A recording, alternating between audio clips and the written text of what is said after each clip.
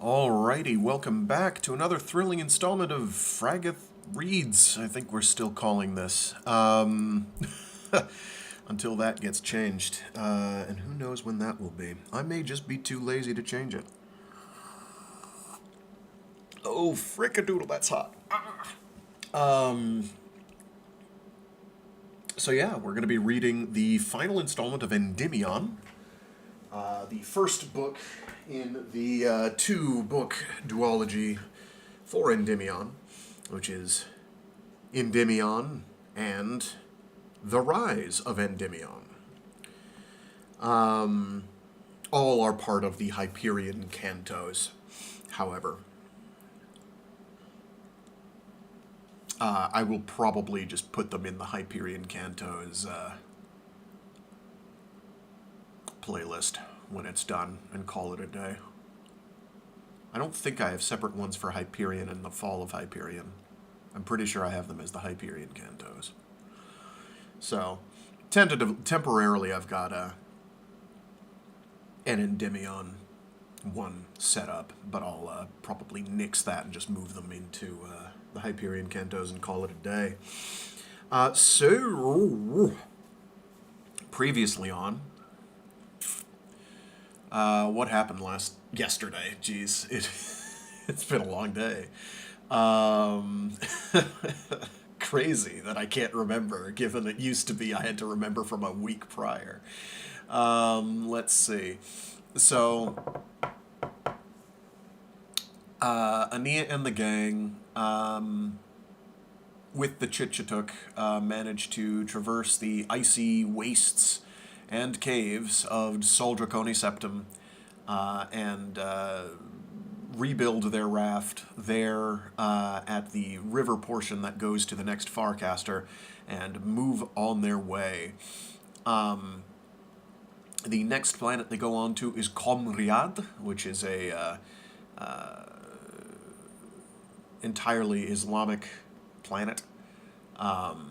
Previously mentioned in Hyperion as being a place that our good friend Colonel Fedman Kassad had some operations on. And shortly after they get there, Aenea has some sort of an attack, a panic attack or some other kind of fit. So they take her to the nearest hospital, and it's like, well, her EEG, and the metadoc there is like, well, the EEG is showing some weird stuff. Seems like she's taken a blow to the head. And she keeps saying some ominous stuff about people being dead, and the next place they go to being the last one that they go to. So very ominous stuff coming from our 11-year-old Messiah. They also pick up a new crew member, a fellow raft mate in the Shrike, who just stands there, menacingly, as it is wont to do. Listen, when you can just ignore causality and be in literal multiple places at once, I think you can stand menacingly and get away with it, and the Shrike very much can. Meanwhile, on the Raphael, Rhadamnth Nemes wakes up before everyone else and has not been actually pulverized into a paste, which is interesting.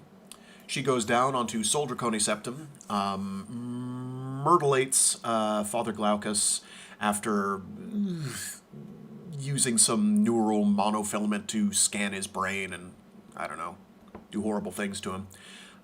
Then kills him, then proceeds to zip off, kills some ice wraiths, then zips off further, and kills the entire Chitchatuk band that Aenea, Raul, and Betik were assisted by. So they're all dead, and she has just barely missed Aenea, who is her goal for termination.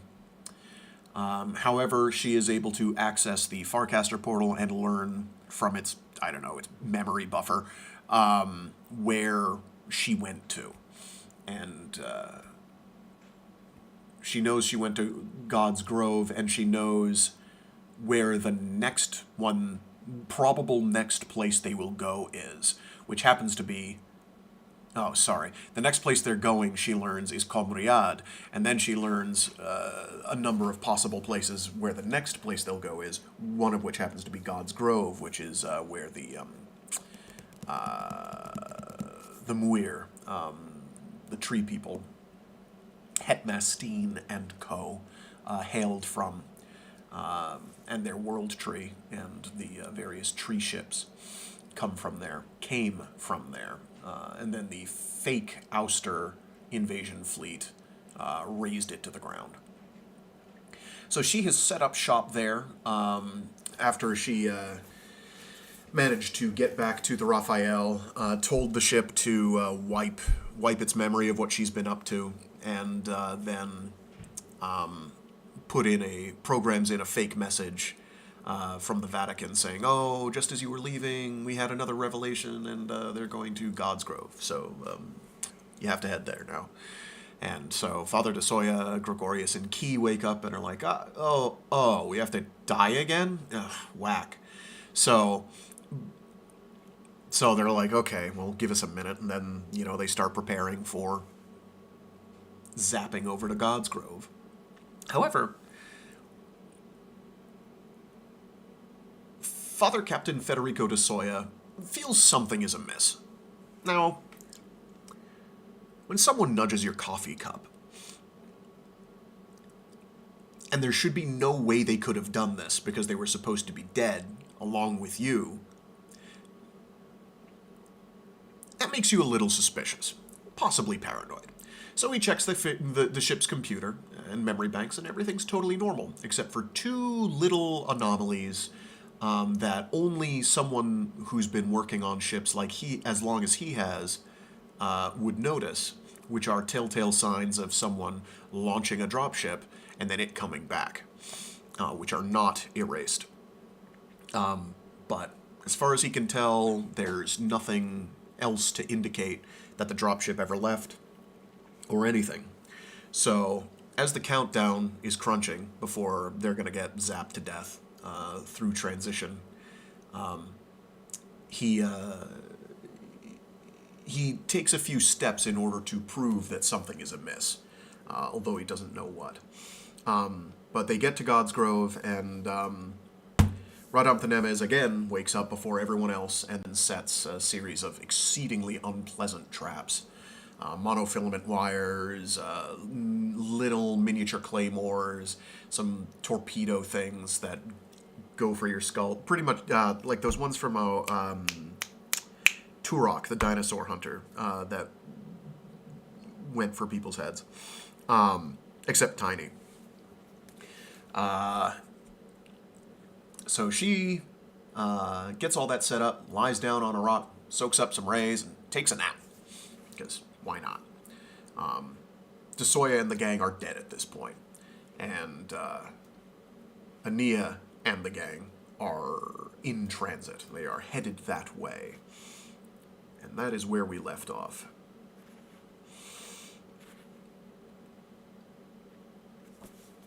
So let me get a little water in me, and we will continue with the final installment of Endymion, the first book of the two Endymion novels.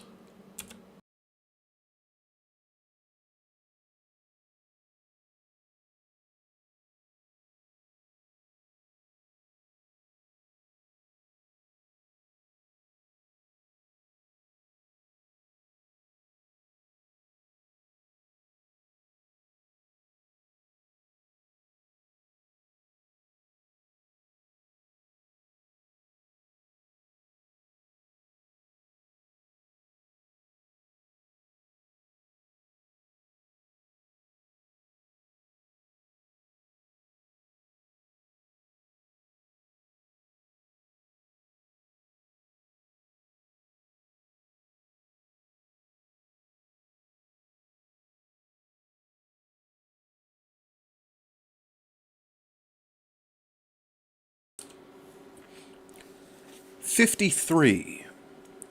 Father Captain de Soya awakes to screaming. It is several minutes before he realizes it is his voice doing the screaming.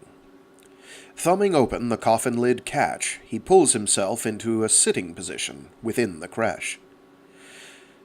Lights are blinking red and amber on the monitor panel, although all of the essential guidelines are green. Moaning in pain and confusion, de Soya starts to pull himself out. His body floats above the open creche. His flailing hands can get no grip. He notices that his hands and arms are glistening red and pink, as if all his skin has been burned off. "Dear Mother of Mary, where am I?" He is weeping. The tears hang in front of his eyes in tumbling beads. "0G, where am I? The Balthazar? What's happened? Space battle? Burns?" No. He is aboard the Raphael. Slowly, the outraged dendrites in his brain begin to work. He is floating in instrument-lighted darkness. The Raphael. It should be in orbit around God's Grove. He had set the creche cycles for Gregorius, Key, and him for a dangerous 6 hours, rather than the usual 3 days. "Playing God with the troopers' lives," he remembers thinking. The chances for unsuccessful resurrection are very high at this hurried pace. De Soya remembers the second courier who had brought orders to him on the Balthazar, Father Gowronski. It seems like decades ago to him. He had not achieved successful resurrection. The resurrection chaplain on Balthazar, what was that old bastard's name? Father Sapieha had said that it would take weeks or months for Father Gowronski to be resurrected after that initial failure. A slow, painful process, the resurrection chaplain had said accusingly. Father Captain de Soya's mind is clearing as he floats above the creche. Still in free fall as he had programmed, he remembers thinking that he might not be in shape to walk in 1G. He is not. Kicking off to the wardrobe cubby, de Soya checks himself in the mirror there. His body glistens redly. He does look like a burn victim. And the cruciform is a livid welt in all that pink, raw flesh. De Soya closes his eyes and pulls on his underclothes and cassock. The cotton hurts his raw skin, but he ignores the pain. The coffee has percolated as programmed. He lifts his bulb from the plotting table and kicks back into the common room. Corporal Key's creche glows green in the last seconds of revival. Gregorius's creche has flashing warning lights. De Soya curses softly and pulls himself down to the sergeant's creche panel. The resurrection cycle has been aborted. The hurried revival has failed. "God damn it," whispers de Soya, and then offers an act of contrition for taking the Lord's name in vain. He had needed Gregorius. Key revives safely, however, although the corporal is confused and in pain. De Soya lifts him out, kicks off with him to the wardroom cubby to sponge bath the other man's burning skin and to offer him a drink of orange juice. Within minutes, Key can understand. Give me 1 sec. My slideshow here is not doing the right thing. So bear with me a moment.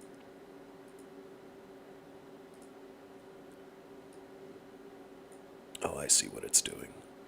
That should do it.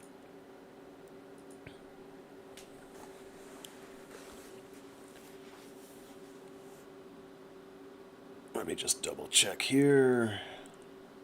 It was just missing a bunch of them.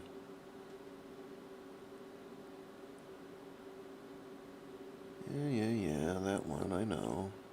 Come on.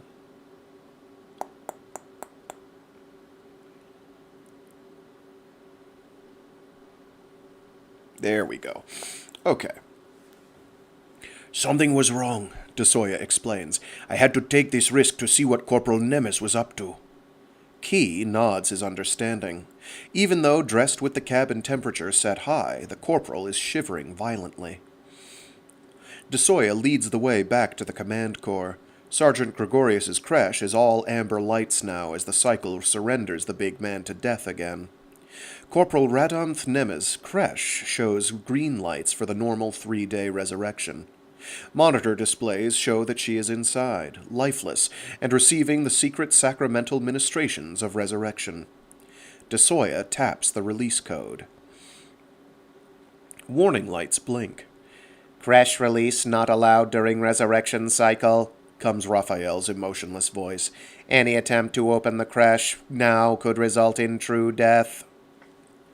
De Soya ignores the lights and warning buzzers and tugs at the lid. It stays locked. "Give me that pry bar," he says to Key. The corporal tosses the iron bar across the weightless space. De Soya finds a niche for the head of the bar, says a silent prayer that he is not wrong and paranoid, and pries up the lid. Alarm bells fill the ship. The creche is empty. "Where is Corporal Nemes?" De Soya asks the ship. "All instruments and sensors show her in her creche," says the ship's computer. "Yeah," says De Soya, tossing the bar aside. It tumbles into a corner in 0G slow motion. "Come on," he says to the corporal, and the two kick back to the wardroom cubby. The shower stall is empty. There is no place to hide in the common area. De Soya kicks forward to his command chair while Key heads for the connecting tube. Status lights show geosynchronous orbit at 30,000 kilometers. De Soya looks out the window and sees a world of swirling cloud banks. Except for a wide band at the equator where slash marks cut across green and brown terrain. Instruments show the dropship attached and powered down. Voice queries have the ship confirm that the dropship is where it should be, its airlock undisturbed since translation. "Corporal Key?" De Soya says on the intercom. He must concentrate to keep his teeth from chattering. The pain is very real. It is as if his skin is on fire. He has a tremendous urge to close his eyes and sleep. "Report," commands De Soya. "The dropship's gone, Captain," says Key from the access tunnel. "All the connector lights are green, but if I cycled the airlock, I'd be breathing vacuum. I could see out the port here that the dropship's gone." "Merde," whispers De Soya. "All right, come back here. Come on back here." He studies the other instruments while he waits. The telltale double burps are there on the thruster record, about 3 hours ago. Calling up the map of the equatorial region of God's Grove, De Soya keys in a telescope and deep radar search of the stretch of river around the stump of the World Tree. "Find the first Farcaster portal and show me every stretch of the river in between. Report on location of dropship transponder." "Instruments show dropship attached to the command core boom," says the ship. "Transponder confirms this." "Okay," says De Soya, imagining himself ripping out silicon chips like teeth. "Ignore the dropship beacon. Just begin telescope and deep radar searches of this region. Report any life forms or artifacts. All data on main screens." "Affirmative," says the computer. De Soya sees the screen lurch forward as telescopic magnification begins. He is looking down on a Farcaster portal now from only a few hundred meters above it. "Band downriver," he says. "Affirmative." Corporal Key slides into the co-pilot's seat and straps himself in. "With the dropship gone," he says, "there's no way we can get down there." Oh, that's Corporal Key. "With the dropship gone," he says, "there's no way we can get down there." "Combat suits," says De Soya through the ripples of pain that shake him. "They have an ablative shield, hundreds of micro-layers of colored ablative in case of a coherent light firefight, right?" "Correct," says Corporal Key, But... "My plan was for you and Sergeant Gregorius to use the ablative for re-entry," continues De Soya. "I could get Raphael in as low in orbit as possible. You use an auxiliary reaction pack for retro-thrust. The suits should survive re-entry, shouldn't they?"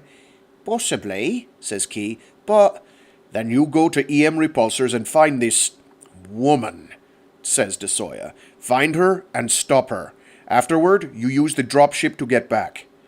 Corporal Key rubs his eyes. "Yes, sir, but I checked the suits. All of them have integrity breaches."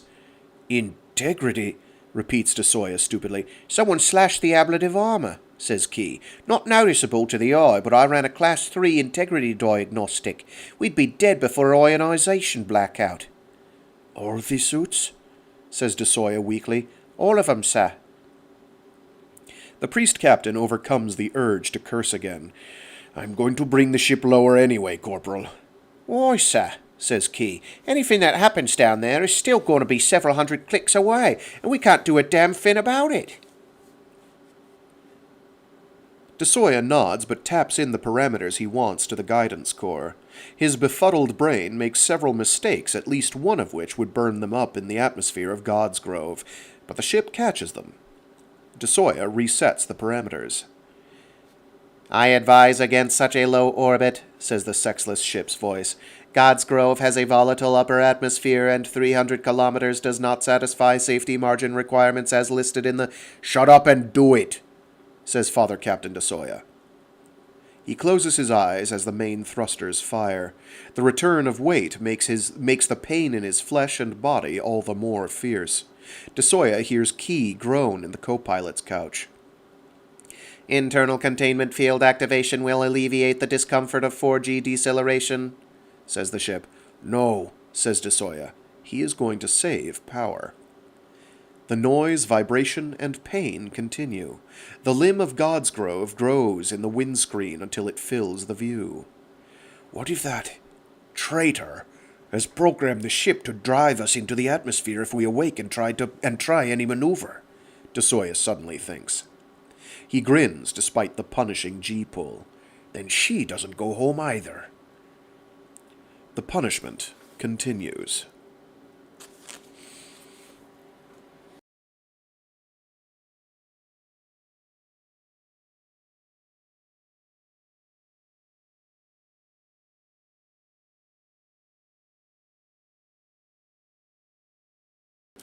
"54. The Shrike was gone when we came through the other side of the portal. After a moment, I lowered my rifle and looked around. The river was broad and shallow here.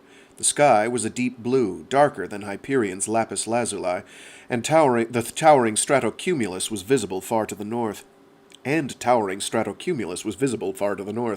The cloud columns seemed to be catching the evening light, and a glance behind us showed a large sun low in the sky. My feeling was that it was near sunset rather than just after sunrise. The riverbanks showed rocks, weeds, and ashy soil. The very air smelled of ash, as if we were moving through an area destroyed by forest fire. The low growth supported that impression. To our right, many kilometers away, from the look of it, rose a blackened shield volcano. God's Grove, I think, said Abetic. That is the remnant of the World Tree. I looked again at the black volcanic cone. No tree could ever have grown that large. Where's the Shrike? I said. Aenea stood and walked to the place where the creature had stood a moment before. She passed her hand through the air as if the monster had become invisible. Hang on, I said again. Hang on, I said again. Wait, when did he say hang on the first time?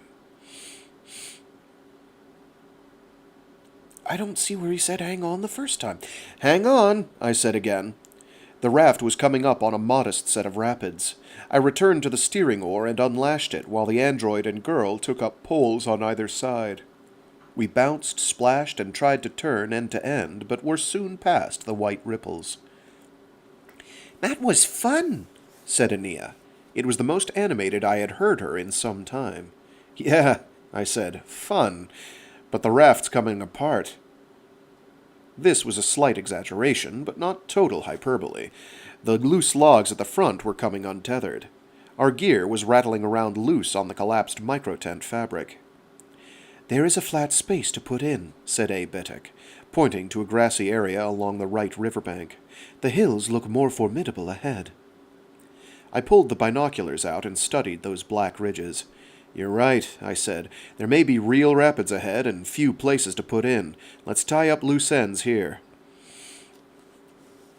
The girl and android poled us to the right bank. I jumped out and pulled the raft higher onto the muddy banks. Damage was not serious to the front and starboard sides, just loose wraithhide thongs and a few splintered boards. I glanced upriver. The sun was lower, although it looked as if we had another hour or so of light. "Do we camp tonight?" I said, thinking that this might be the last good place, "or keep on moving?" "Keep moving," Aenea said adamantly. I understood the impulse. It was still morning, Qom-Riyadh time. "I don't want to be caught on white water after dark," I said.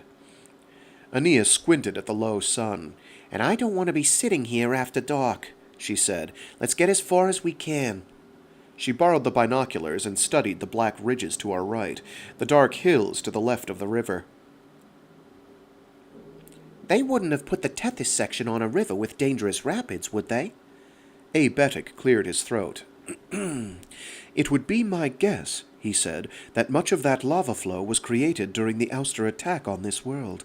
Very severe rapids may have resulted from the seismic disruption such a lancing would cause." "It wasn't the Ousters," Aenea said softly. "What was that, kiddo?" "It wasn't the Ousters," she said more firmly. "It was the Techno Corps that built ships to attack the web. They were simulating an Ouster invasion." "Okay," I said. I had forgotten that Martin Silenus had said as much toward the end of his cantos. That part had not made much sense to me when I was learning the poem. It was all irrelevant now. But the slagged hills are still there, and some nasty white water may be as well. White water? Or actual waterfalls? It could be that we can't get the raft through it. Aenea nodded and set the binoculars back in my pack. "If we can't, we can't. We'll walk it and swim through the next portal. But let's fix the raft quickly and get as far as we can. If we see bad rapids, we'll pull for the closest bank." "It may be more cliff than riverbank," I said. "That lava looks mean." Aenea shrugged. "Then we'll climb and keep hiking." I admit that I admired that child that evening. I knew that she was tired, sick, overwhelmed by some emotion I could not understand, and scared half to death. But I had never seen her ready to quit. "Well," I said, "at least the shrike's gone. That's a good sign." Aenea only looked at me, but she tried to smile.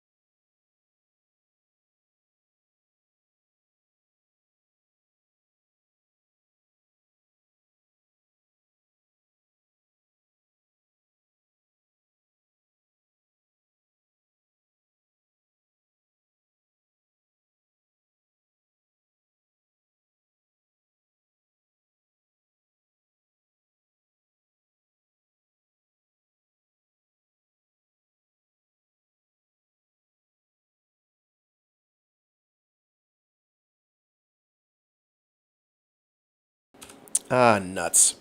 I didn't realize that I was muted this whole time. Okay, I will reread this last section because I don't think it came through. My apologies. I hit the wrong hotkey. The repairs took only 20 minutes.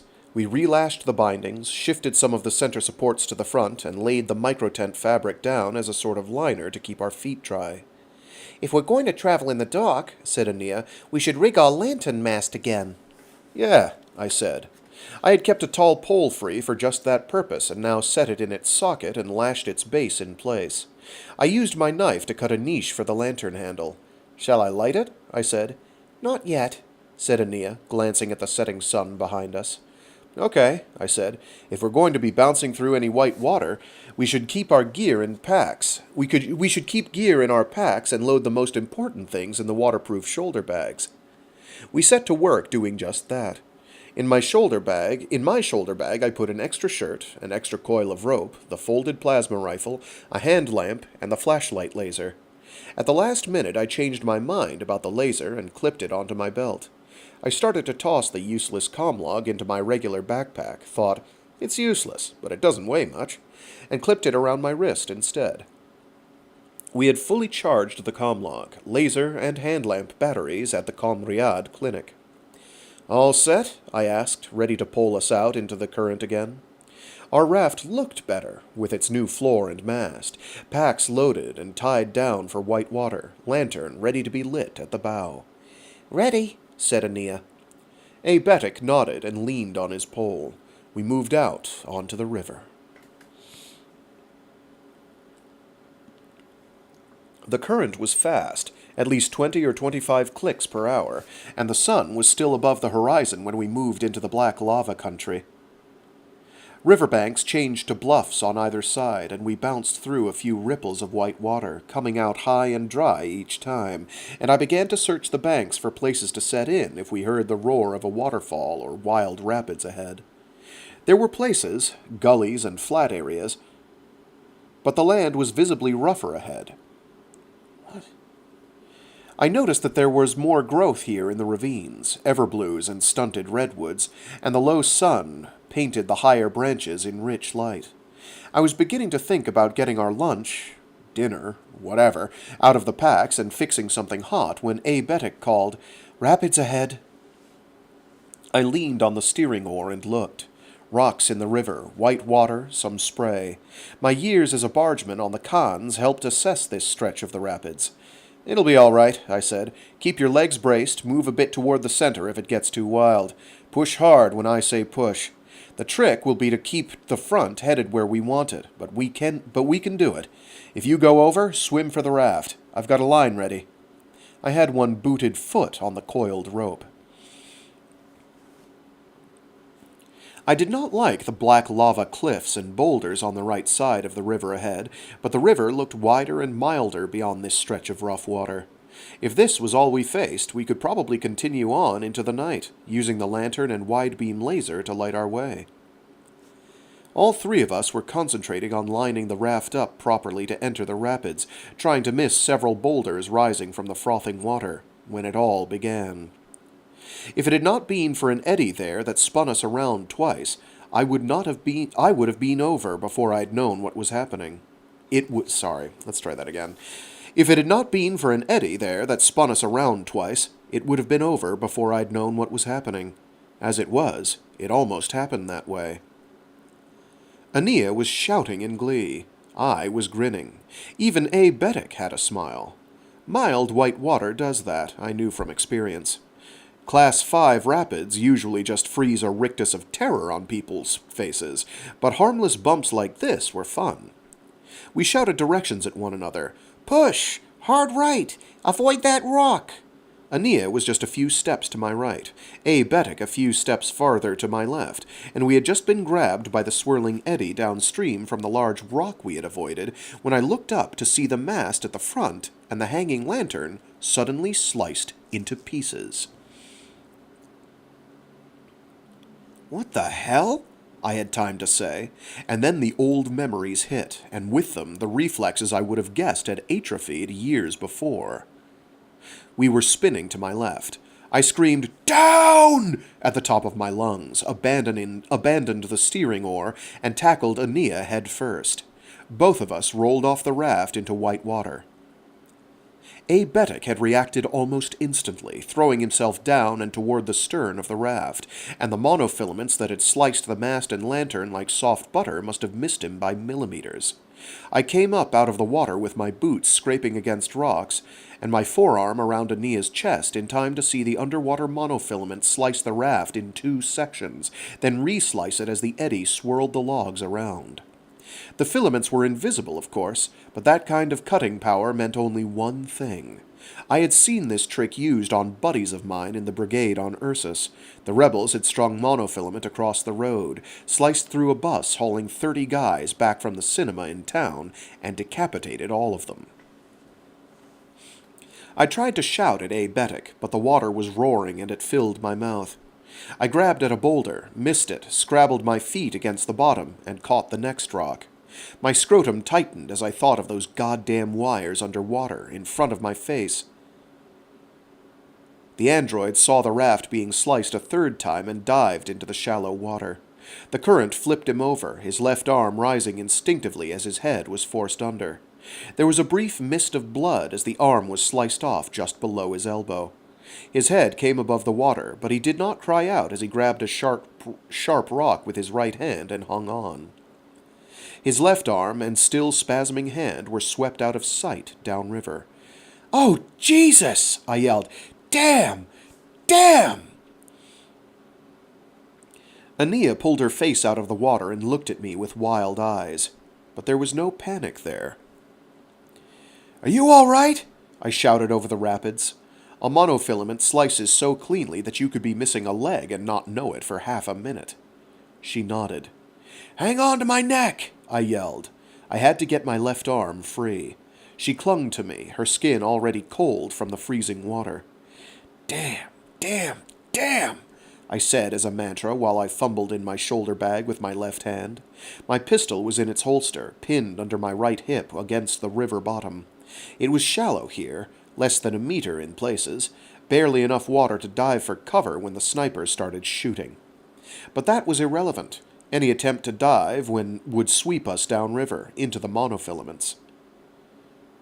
I could see Aebetic hanging on for his life 8 meters or so downriver. He lifted his left arm from the water. Blood spurted from the stump. I could see him grimace and almost lose his grip on the rock as the pain began to pour through shock. Do androids die like humans? I shook the thought away. His blood was very red. I scanned the lava flows and boulder fields for a glint of dying sunlight on metal. Next would come the sniper's bullet or bolt. We would not hear it. It was a beautiful ambush, straight out of the book, and I had literally steered us into it. I found the flashlight laser in the bag, resealed the bag, and clamped the laser cylinder in my teeth. Fumbling underwater with my left hand, I undid my belt and tugged it out of the water. I nodded wildly for Aenea to grab the pistol with her free hand. Still clinging to my neck with her left arm, she unsnapped the cover and pulled the pistol out. I knew that she would never use it, but that did not matter right now. I needed the belt. I fumbled, setting the laser under my chin and holding it in place while my left hand straightened the belt. "Bedek!" I screamed. The android looked up at us. His eyes held agony. "Catch!" I screamed, pulling my arm back over my head and throwing the leather belt at him. I almost lost the flashlight laser with the maneuver, but grabbed at it as it hit the water and gripped it in my left hand. The android could not release his right hand from the rock. His left hand was gone, but he used the bleeding stump of his arm and his chest to stop the hurtling belt. The throw had been perfect, but then I had had only one chance. "Medkit!" I shouted, leaning my head toward the bag rising and falling next to me. "Tourniquet, now!" I don't think that he heard me, but he did not have to. Pulling himself up against the rock, trying to lodge himself on the upstream side of it, he pulled the leather belt around his left arm below the elbow and pulled tight on the strap with his teeth. There was no notch that low on the belt, but he pulled it tight with a jerk of his head, wrapped it again, and pulled it tight again. By this time I had triggered on the flashlight laser, set the beam to widest dispersal, and played it above the river. The wire was monofilament, but not superconducting monofilament. That would not have glowed. This did. There was a web of heated wire, glowing red like crisscrossed laser beams, streaking back and forth above and into the river. A Betic had floated down beneath some of the glowing wires. Others disappeared into the water to the left and right of him. The first filaments began about a meter in front of Aenea's feet. I moved the wide beam, playing it above us and to our right and left. Nothing glowed there. The wires above A Betic glowed for a few seconds as they dissipated heat, and then disappeared as if they had never existed. I fanned the wide beam across them again, bringing them back into existence, then dialed a tighter beam. The filament I had targeted glowed white, but did not melt. It wasn't a superconductor, but it wasn't going to go away with the low energies I could pour into it with a flashlight laser. Where is the sniper? Maybe it was just a passive trap, years old, nobody waiting in ambush. I did not believe it for a second. I could see A Betic's grip on the rock slip as the current threatened to pull him under. Shit, I said. Setting the laser into the waistband of my pants, I grabbed Aenea with my left arm. Hang on! With my right arm, I pulled myself higher onto the slippery boulder. It was triangular in shape and very slick. Wedging my body on the upstream side, I pulled Aenea there. The current was like someone battering me with body blows. "Can you hold on?" I shouted. "Yeah!" Her face was white. Her hair was plastered to her skull. I could see scratches on her cheek and temple and a rising bruise near her chin, but no other sign of injury.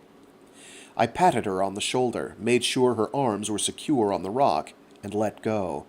Downstream I could see the raft, now sliced into half a dozen segments, tumbling into the curve of white water by the lava cliffs.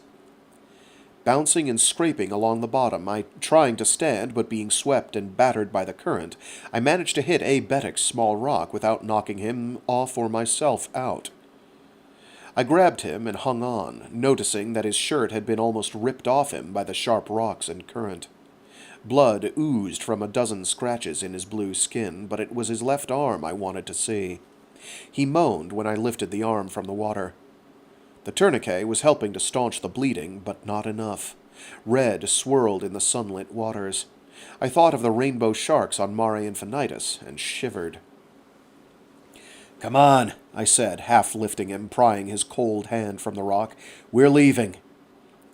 The water was only to my waist when I stood, but it had the force of several fire hoses. Somehow, despite shock and serious loss of blood, A Betic helped. Our boots scrabbled at the sharp rocks on the river bottom. Where is the sniper's bolt? My shoulder blades ached from the tension. The closest riverbank was to our right, a flat, grassy shelf that was the last easy spot to reach as far as I could see downriver. It was inviting. Far too inviting. Besides, Aenea was still clinging to the rock 8 meters upstream.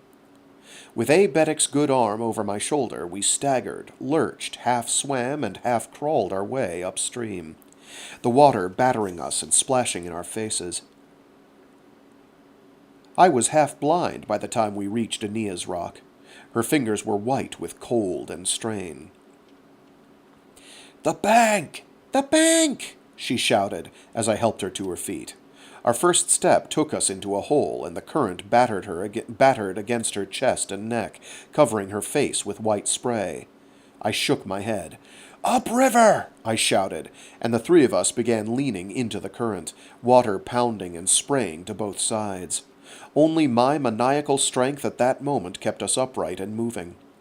Every time the current threatened to throw us down, to pull us under, I imagined myself as solid as the world tree that had once stood to the south, roots running deep into the bedrock.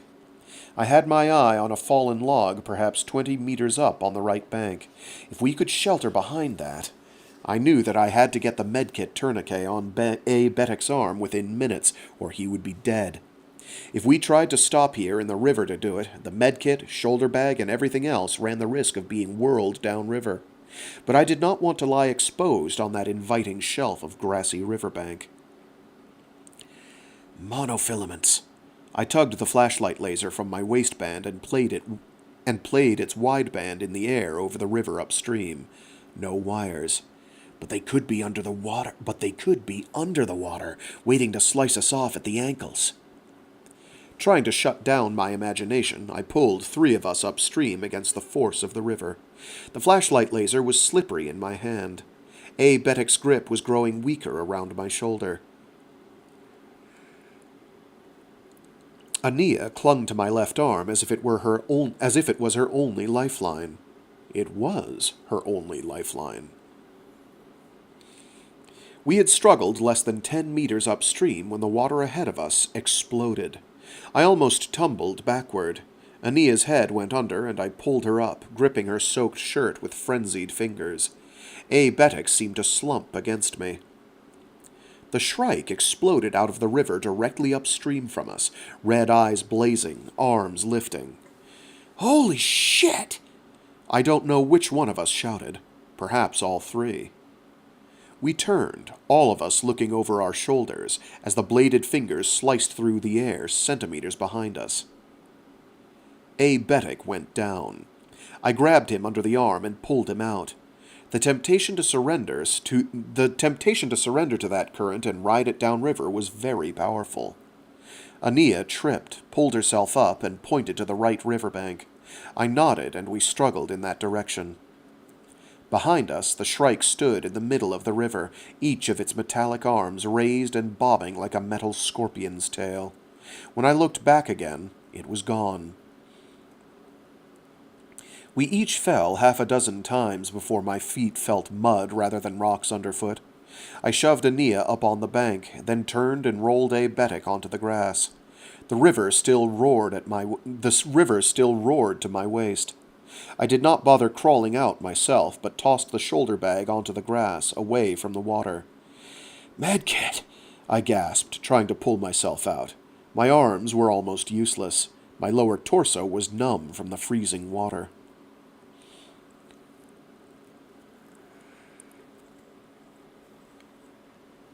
Aenea's fingers were also cold.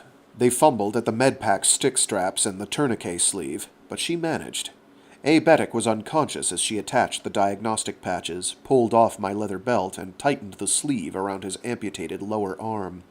The sleeve hissed and tightened, then hissed again as it injected painkiller or stimulant. Monitor lights blinked urgently. I tried again, succeeded in getting my upper body on the bank, and pulled myself out of the river. My teeth were chattering as I said to Aenea, "Where's the pistol?" She shook her head. Her teeth were also chattering.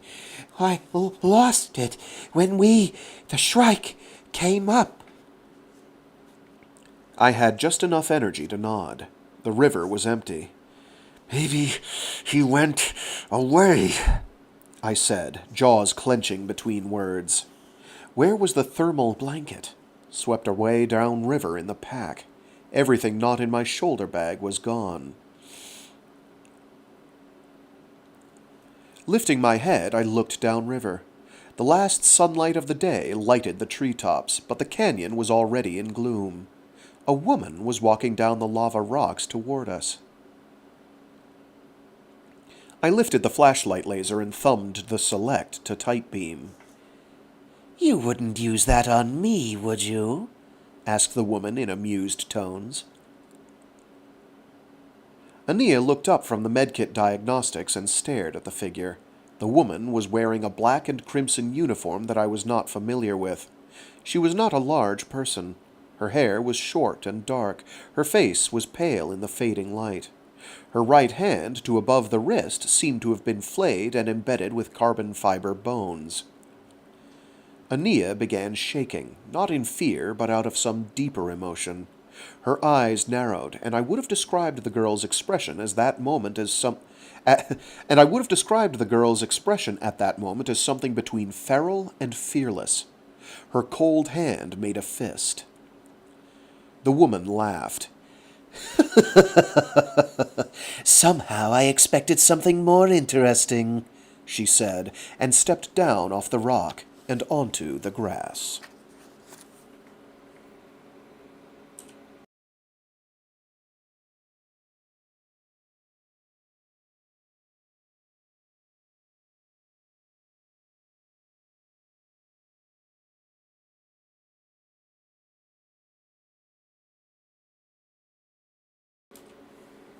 "55. It had been a long, boring afternoon for Nemes. She had napped away a few hours, awakening when she felt the displacement disruption as the Farcaster portal was activated some 15 clicks upriver. She had moved up the rock a few meters, hiding herself behind deadfall, and waited for the next act. The next act, she thought, had been a farce. She had watched the flailing around in the river, the awkward rescue of the artificial man minus one artificial arm, she amended, and then, with some interest, the odd appearance of the Shrike. She had known the Shrike was around, of course, since the displacement tremors of its movement through the continuum were not that different from the portal's opening. She had even shifted to fast time to watch it wade into the river and play boogeyman for the humans. It bemused her. What was the obsolete creature doing? Keeping the humans out of her earwig trap, or just herding them back toward her like a good little sheepdog?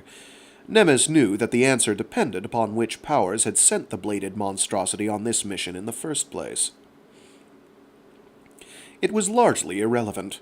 It was thought in the core that the Shrike had been created and sent back in time by an early iteration of the UI. It was known that the Shrike had failed, and that it would be defeated again in the far future struggles between the fledgling human UI and the maturing machine god. Whichever the case, the Shrike was a failure and a footnote to this journey. Nemes's only interest in the thing was her fading hope that it might provide a moment's excitement as an adversary. Now, watching the exhausted humans and comatose androids sprawl on the grass, she grows bored of being passive. Tucking the specimen bag more firmly in her belt and slipping the Sphinx trap card into the stick-tight band at her wrist, she walks down the rock and onto the grassy shelf.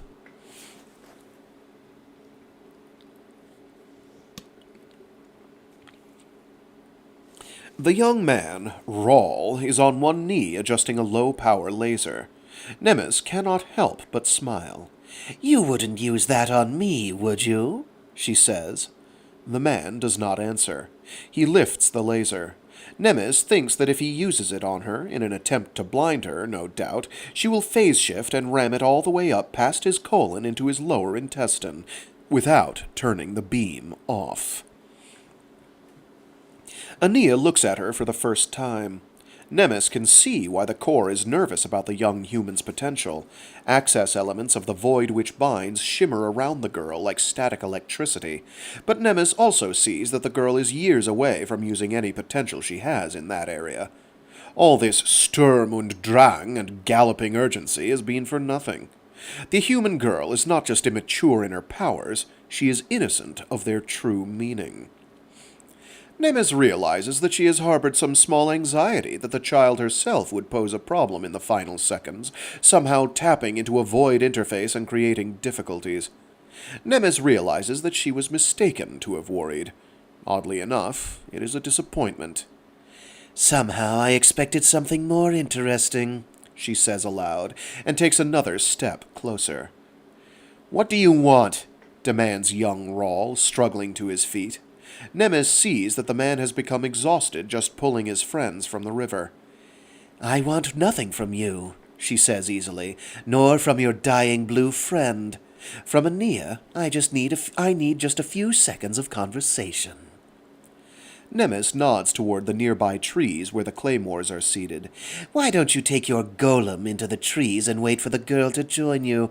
We'll just have a word in private, and then she's yours." She takes another step closer.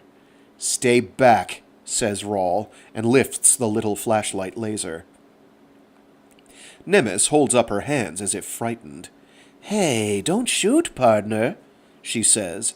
If the laser carried 10,000 times the amperage it did, Nemes would not be worried. "Just back away," says Raul. His thumb is on the trigger button. The toy laser is aimed at Nemes's eyes. All right, says Nemes. She takes a step back, and phase shifts into a gleaming chrome figure only sketchily human. Raul! Cries Aenea. Nemes is bored. She shifts into fast time. The tableau in front of her is frozen. Aenea's mouth is open, still speaking, but the vibrations in the air do not move. The rushing river is frozen, as if in photograph with an impossibly high shutter speed. As if in a photograph with an impossibly high shutter speed. Droplets of spray hang in the air. Another droplet of water hangs suspended a millimeter beneath Raul's dripping chin. Nemes strides over and takes the flashlight laser from Raul's hand. She is tempted to act on her earlier impulse right now and then drop to slow time to watch everyone's reaction, but she sees Aenea out of the corner of her eye. The girl's little hand is still molded into a fist, and Nemes realizes that she has work to do before having fun. She drops her phase-shifted morphic layer long enough to retrieve the specimen bag from her belt and then shifts again. She walks over to the crouching girl, holds the open bag like a waiting basket beneath the child's chin with her left hand, and rigidifies the edge of her phase-shifted right hand and all of her forearm into a cutting blade not much duller than the monofilament wire still hanging over the river. Nemes smiles behind her chrome mask. So long, kiddo, she says. She had eavesdropped on their conversation when the trio had been kilometers upriver. She brings her blade-sharp forearm down in a killing arc.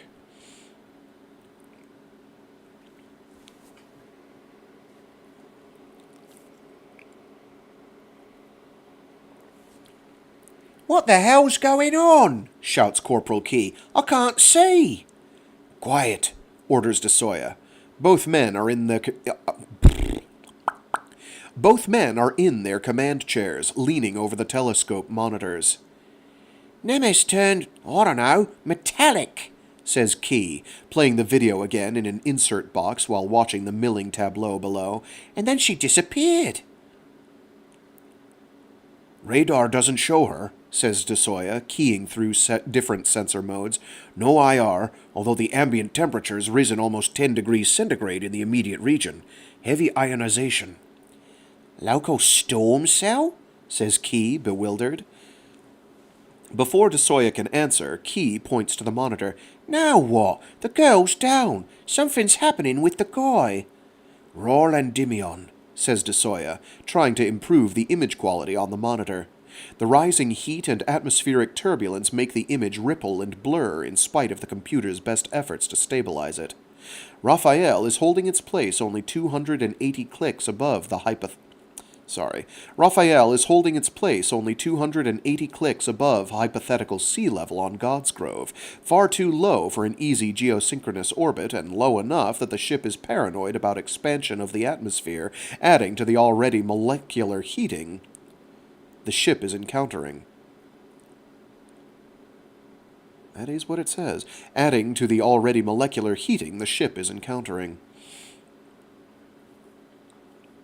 Father Captain de Soya has seen enough to make a decision. Divert all power from ship functions and drop life support to minimal levels, his voice orders. Bring the fusion core to 115% and kill forward deflection shields. Shift power for tactical use. That would not be advisable, begins the ship's voice.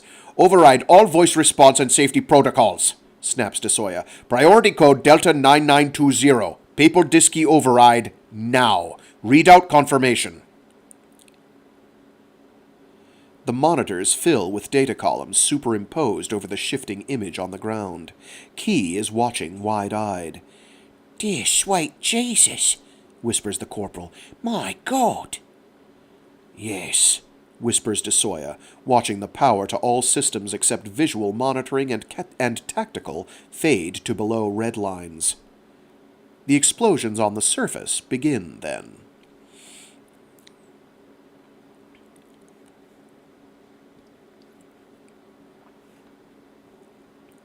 At this point, I had precisely enough time to have a retinal echo of the woman becoming a silver blur. I blinked, and the flashlight laser was gone from my fingers. The air was becoming superheated.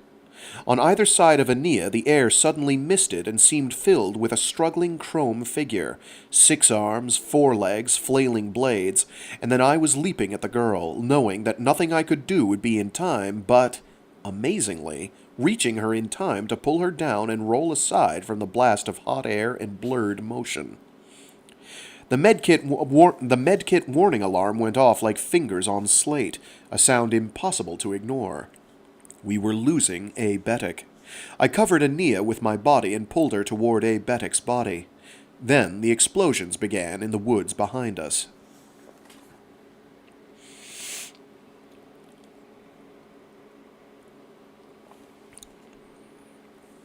Nemes swings her arm, expecting to feel nothing as the edge slices through muscle and vertebrae, and is shocked by the violent contact. She looks down. The sharpened edge of her phase-shifted hand is in the grip of 2 sets of finger blades. Her forearm is gripped by 2 other scalpel-sharp hands. The bulk of the shrike presses close, the blades on the lower body almost in the frozen girl's face. The creature's eyes are bright red. Nemes is momentarily startled and seriously irritated, but not alarmed. She rips her hand away and jumps back. The tableau is exactly as it had been a second before. River in freeze time, Raul Endymion's empty hand outstretched as if pressing the firing stud on the little laser, the android dying on the ground with medpack lights frozen in mid-blink. Only the girl is now overshadowed by the huge bulk of the shrike. Nemes smiles beneath her Qom mask. She had been concentrating on the girl's neck and not noticed the clumsy thing coming up on her in fast time. That is a mistake she will not make again. "You want her?" says Nemes. "Have you also been sent to kill her? Be my guest, as long as I get the head." The shrike pulls its arms back and steps around the child, its thorns and knee blades missing her eyes by less than a centimeter. Legs apart, the shrike stands between Nemes and Aenea. "Oh," says Nemes, "you don't want her? Then I'll have to take her back." Nemes moves faster than fast time, feinting left, circling right, and swinging down. If the space around her had not been warped by displacement, sonic booms would have shattered everything within kilometers. The shrike blocks the blow. Sparks leap from Qom, and lightning discharges into the ground. The creature slashes the air where Nemes had been a nanosecond before. She comes around from the rear, kicking at the child's back with a blow that will drive the girl's spine and heart out through her chest. The shrike deflects the kick and sends Nemes flying. The chromed woman shape is hurled 30 meters into the trees, smashing branches and trunks which hang in midair after she has passed. The shrike hurtles through fast time after her. Nemes strikes a boulder and is embedded 5 centimeters in solid rock. She senses the shrike shifting down to slow time as it flies toward her, and she follows the displacement back into noise and motion. The trees snap, break, and burst into flame. The mini-claymores sense no heartbeat or respiration, but they feel the pressure and leap toward it, hundreds exploding in a chain reaction of shaped charges that drive Aenea and the shrike together like halves of an old imploding uranium bomb. It must be Nemes and the shrike, not Aenea and the shrike, because Aenea would be atomized. But it does read as Aenea, so it needed a proofreader. Another one, maybe several. The shrike has a long curved blade on its chest. Nemes has heard all the stories about the victims the creature has impaled and dragged off to stick on the longer thorns of its tree of pain. She is not impressed. As the two are driven together by the shaped charges exploding all around them, Nemes's displacement field bends the shrike's chest thorn back on itself. The creature opens steam-shovel jaws and roars in the ultrasonic. Nemes swings a bladed forearm into its neck and sends it 15 meters into the river. She ignores the shrike and turns toward Aenea and the others. Raul has thrown himself across the girl. How touching, thinks Nemes, and shifts up into fast time, freezing even the billowing clouds of orange flame that spread from where she stands in the heart of the explosion's flowering. She jogs out through the semi-solid wall of the shockwave and breaks into a run toward the girl and her friend. She will sever both their heads, keeping the man's as a memento after delivering the girl's. Nemes is within a meter of the brat when the Shrike emerges from the cloud of steam that had been the river and blindsides her from the left. Her swinging arm misses the two human heads by centimeters as she and the Shrike roll away from the river, slicing up turf to bedrock and snapping off trees until they slam into another rock wall. The Shrike's carapace throws sparks as the huge jaws open, teeth closing on Nemes's throat. "You've got to be fucking kidding!"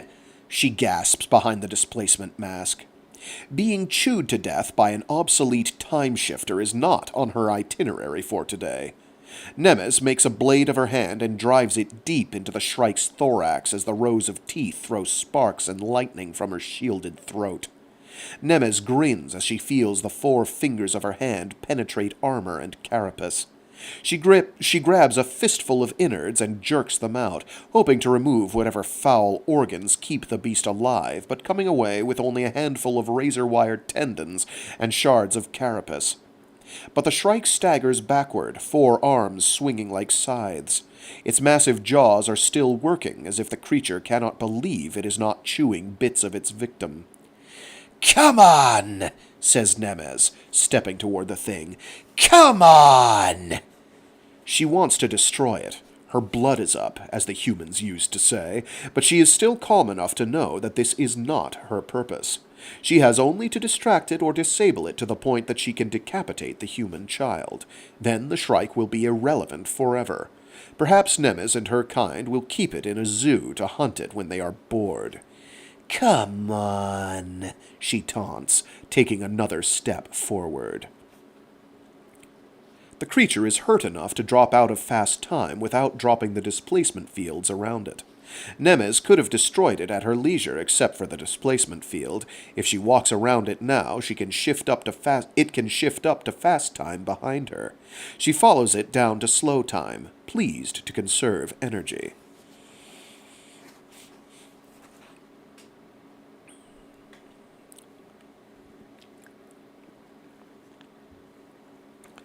"Jesus!" I cried, looking up from where I had thrown myself across Aenea.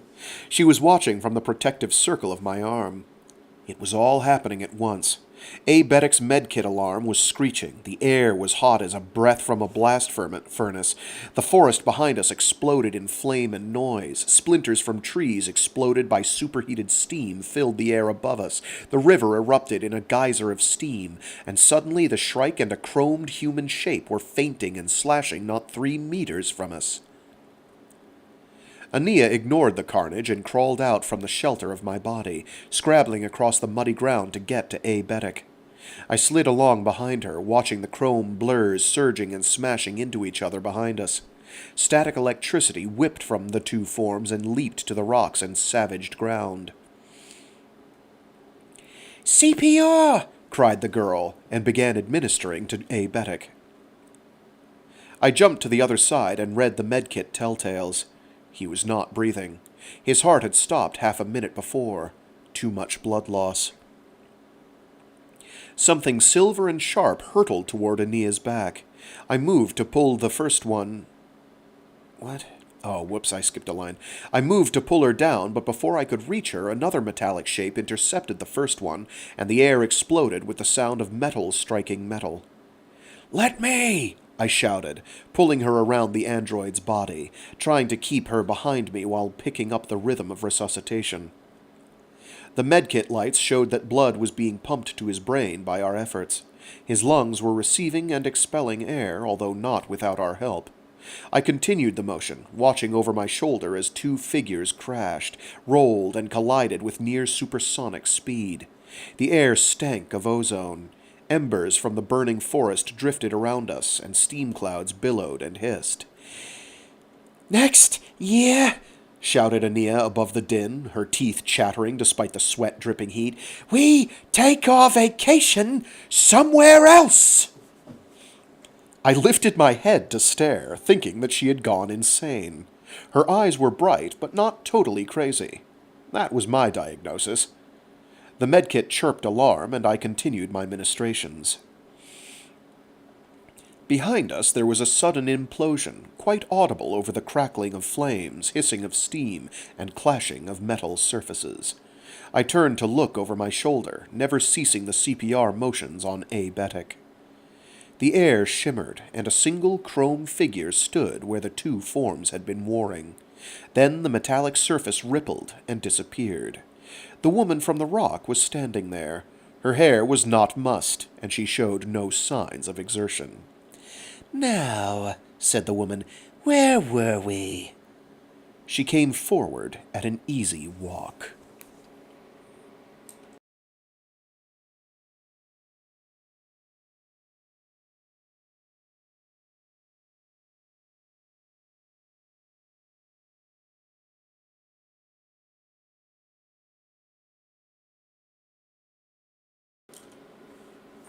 In those last seconds of the battle, it was not easy getting the Sphinx trap in place. Nemes is using all her energy fighting off the Shrike's whirring blades. It is like fighting several whirring propellers at once, she thinks. She has been on worlds with propeller-driven aircraft. 2 centuries earlier, she had killed the hegemony consul on such a world.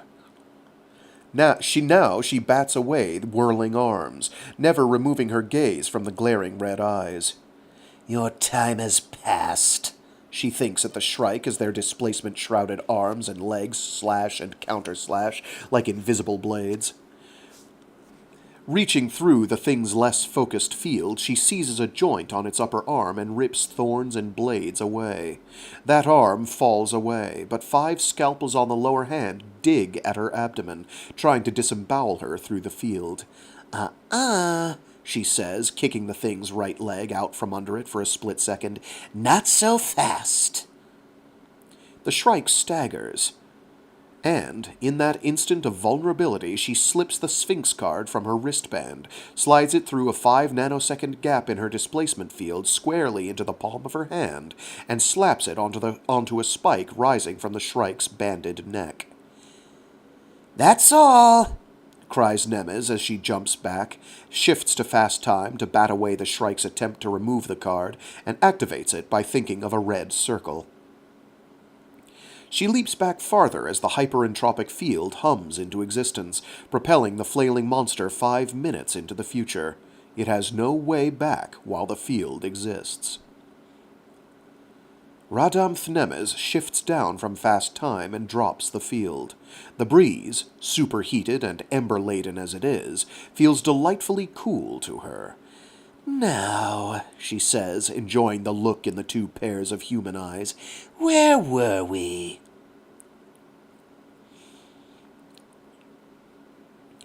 "Do it!" shouts Corporal Key. "I can't," says Soya at the controls. His finger is in the tactical omnigrip. "Groundwater! Steam explosion! It would kill them all!" Raphael's boards show every erg of energy diverted, but it does no good. Key flips down his microphone bead, throws the switch to all channels, and begins broadcasting on tight beam, making sure that the reticule is on the man and girl, not on the advancing woman. "That won't do any good," says Soya. He has never been so frustrated in his life. "Rocks!" Key is shouting into his bead mic. "Rocks!" I was standing, pushing Aenea behind and wishing that I had the pistol, the flashlight laser, anything, as the woman approached. The plasma rifle was still in the watertight shoulder bag near the riverbank just 2 meters away. All I had to do was jump, unseal the bag, lever off the safety, snap open the folding stock, aim, and fire. I did not think that the smiling woman would give me the time, nor did I believe that Aenea would be alive when I turned to fire.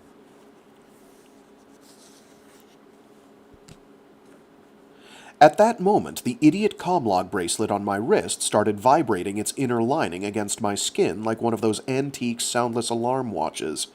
I ignored it. The comlog began pricking tiny needles into my wrist.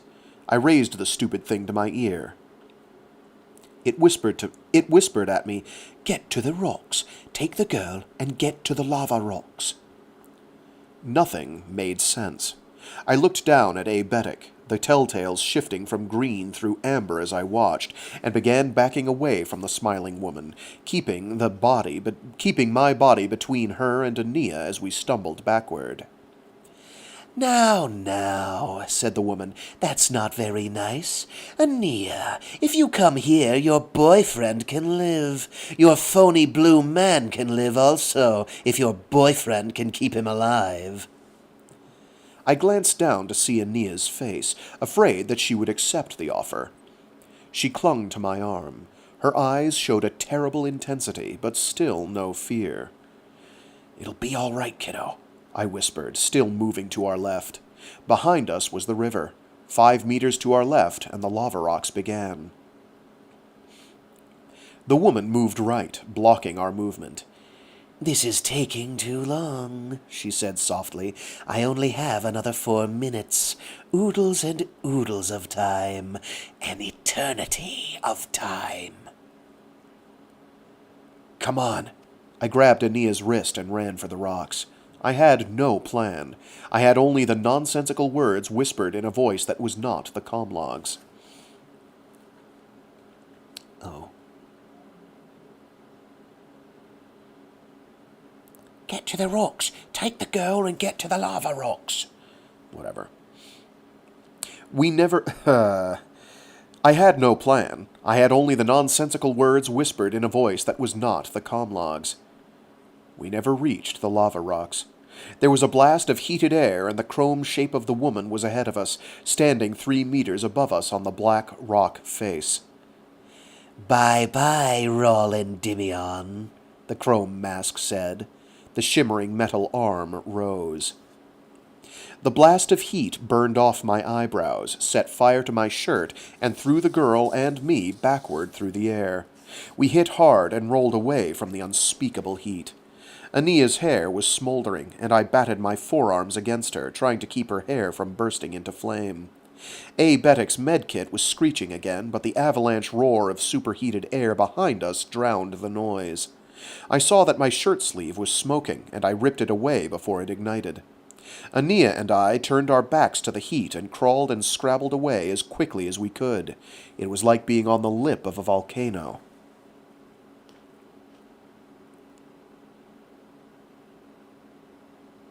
We grabbed Aebetic's body and pulled him to the riverbank, not hesitating a second before sliding into the steaming current. I struggled to keep the unconscious android's head above water, while Aenea fought to keep both of us from sliding away on the current. Just above the surface of the water, where our faces were pressed against the wet mud of the riverbank, the air was almost cool enough to breathe. Feeling the blisters forming on my forehead, not yet knowing that my eyebrows and swaths of hair were missing, I raised my head to the edge of the riverbank and peered over. The chromed figure stood in the center of a 3-meter circle of orange light that stretched up to the heavens and disappeared only when it narrowed into an infinite point hundreds of kilometers above. The air rippled and roiled where the beam of almost solid energy ripped through the atmosphere. The metallic woman shape tried to move toward us, but the high-energy lance seemed to exert too much pressure. Still she stood, the chrome field around her turning red, then green, then a blinding white. But still she stood, her fist raised and shaking at the sky. Beneath her feet the lava rock boiled, turned red, and ran downhill in great molten rivers. Some ran into the river not 10 meters downstream from us, and the steam clouds billowed up with a loud hissing. At that moment, I admit that I considered becoming religious for the first time in my life. The chrome shape seemed to see the danger seconds before it was too late. It disappeared, reappeared as a blur, fist shaking toward the sky, disappeared again, reappeared a final time, and then sank into the lava under its feet where solid rock had been an instant earlier. The beam stayed on for another full minute. I could not look directly at it any longer, and the heat was burning away the skin of my cheeks. I pressed my face against the cool mud again and held Abetic and the girl against the bank, even as the current tried to pull us downstream into the steam and lava. I looked up one final time, saw the chromed fist sinking beneath the surface of the lava, and then the field seemed to shift down in colors for a moment before it winked off. The lava began to cool at once. By the time I had pulled Aenea and Abetic out of the water and we had begun CPR again, the rock was solidifying with only rivulets and pseudopods of lava still flowing. Bits of cooling rock flaked off and rose in the heated air, joining the embers from the forest fire still raging behind us. There was no sign of the Qom woman. Amazingly, the medkit was still functioning. Lights went from red to amber as we kept blood moving to Abetic's brain and limbs and breathed life back into him. The tourniquet sleeve was tight. When he seemed to be holding his own, I looked up at the girl crouched across from me. "What next?" I said. There was a soft implosion of air behind us, and I turned in time to see the Shrike flash into existence. "Jesus wept," I said softly. Aenea was shaking her head. I could see the heat blisters on her lips and forehead. Strands of her hair had burned away, and her shirt was a sooty mess. Other than that, she seemed all right. "No," she said, "it's all right." I had stood up and was fumbling in the shoulder bag for the plasma rifle. No use. It had been too close to the beam of energy. The trigger guard was half melted, and plastic elements in the folded stock had fused with the metal barrel. It was a miracle that the plasma cartridges had not gone off and blasted us to vapor. I dropped the bag and faced the Shrike with my fists balled. Let it come through me, God damn it. "It's all right," Aenea said again, pulling me back. "It won't do anything. It's all right." We crouched next to Abetic. The android's eyelashes were fluttering. "Did I miss anything?" he whispered hoarsely. We did not laugh. Aenea touched the blue man's cheek and looked at me. The Shrike stayed where it had first appeared, burning embers drifting by its red eyes and soot settling on its carapace. Abetic closed his eyes, and the telltales began to blink again. "We need to get him serious help," I whispered to Aenea, "or we're going to lose him." She nodded. I thought she had whispered something back, but it was not her voice speaking. I lifted my left arm, ignoring the tattered shirt and rising wet red welts there. All the hair had been burned off my forearm. We both listened. The comlog was speaking in a familiar man's voice.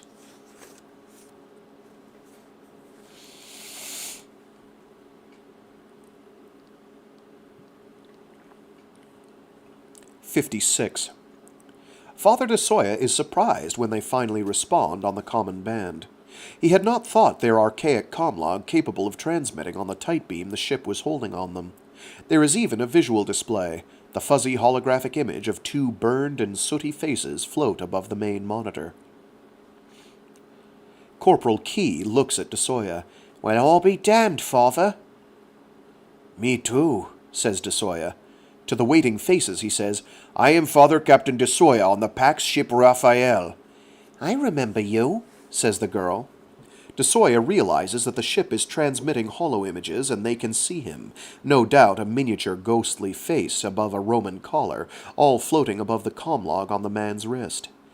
"I remember you too," is all de Soya can think to say. It has been a long search.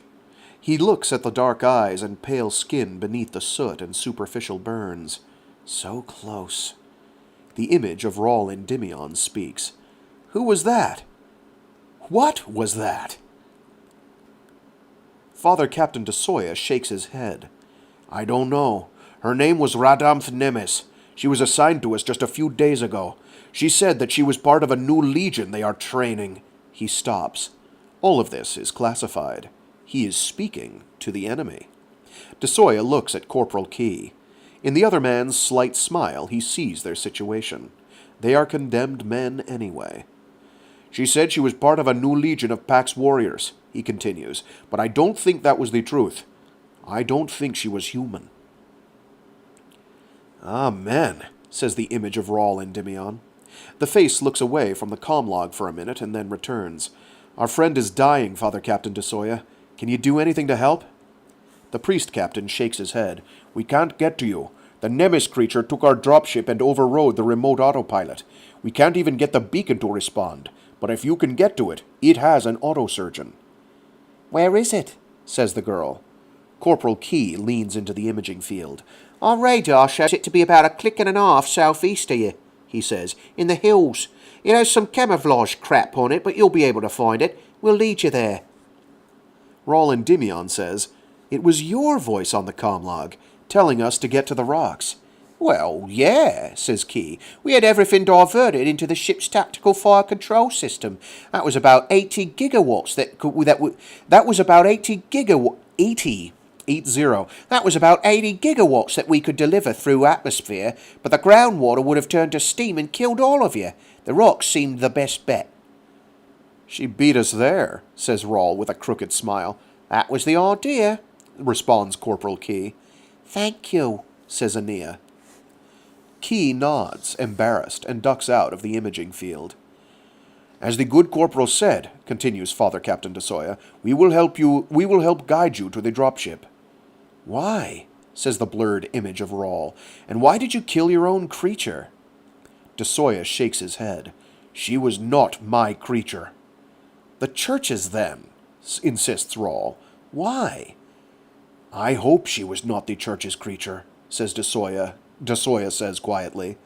If she was, then my church has become the monster. There is a silence broken only by the hiss of the tight beam. You'd better get moving, Soya says at last. It's getting dark. Both faces in the hollow look around them almost comically, as if they have forgotten their surroundings. Yeah, says Raul, and your lance or CPB or whatever it was melted my hand lamp to slag. I could light your way, says Soya without smiling, but it would mean activating the main weapon system again. Never mind, says Raul. We'll manage. I'm shutting down the imager, but I'll keep the audio channel open until we get to the dropship.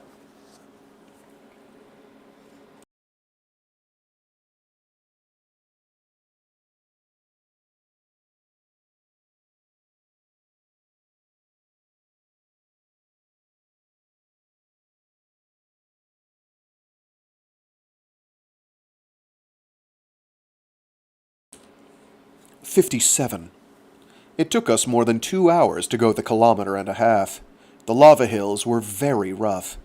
It would have been easy to break an ankle on those rills and fissures without the added weight of Betic on my back. It was very dark. Clouds had moved in to occlude the stars, and I don't think we would have made it at all that night if Aenea hadn't found the flashlight laser lying in the grass when we were packing up to move out. How the hell did that get there? I said. The last I remembered of the little laser, I had been ready to trigger it at the Hell Woman's eyes. Then it had been gone. Well, I thought, to hell with it. It had been a day for mysteries. We left with one last mystery behind us, the silent form of the Shrike still frozen where it had reappeared. It did not attempt to follow us. With Aenea leading the way with the flashlight set at wide beam, we struggled and scrabbled our way across the black rock and shifting ash back into the hills. We would have made it in half the time if Betic had not required constant treatment. The medkit had used up its modest share of antibiotics, stimulants, painkillers, plasma, and IV drip. Betic was alive because of the kit's work, but it was still a close thing. He had simply lost too much blood in the river.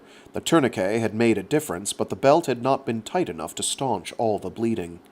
We administered CPR when we had to, just to keep the blood flowing to his brain, if nothing else, and stopped when the medkit alarms started squawking. The comm-log kept us on track in the Pax Corporal's voice, and I decided even if this was all a trick to capture Aenea, we owed those two men up there a hell of a debt of gratitude.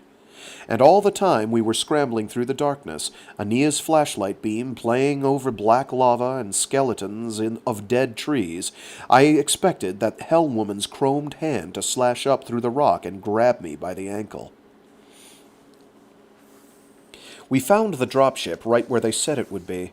Aenea started up the metal ladder, but I grabbed her tattered pant leg and made her come down. "I don't want you in the ship, kiddo," I said. "We only have their word that they can't fly it by remote. If you get in and they can fly it from up there, they've got you." She sagged against the ladder. I had never seen her look so exhausted. "I trust them," she said.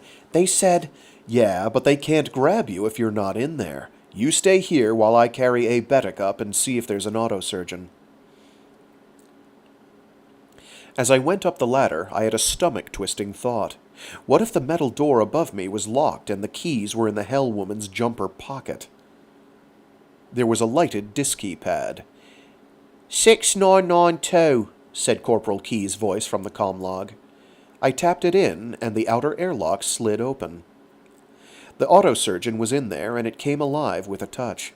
I gently lowered my blue friend into the cushioned enclosure, taking great pains not to hit the raw stump of his arm, made sure that the diagnostic patches and pressure cuffs were placing themselves properly, and then closed the lid. It felt too much like closing a coffin. The readouts were not promising, but the surgeon went to work. I watched the monitor for a moment until I realized that my eyes were blurring and that I was dozing on my feet. Rubbing my cheeks, I went back to the open airlock.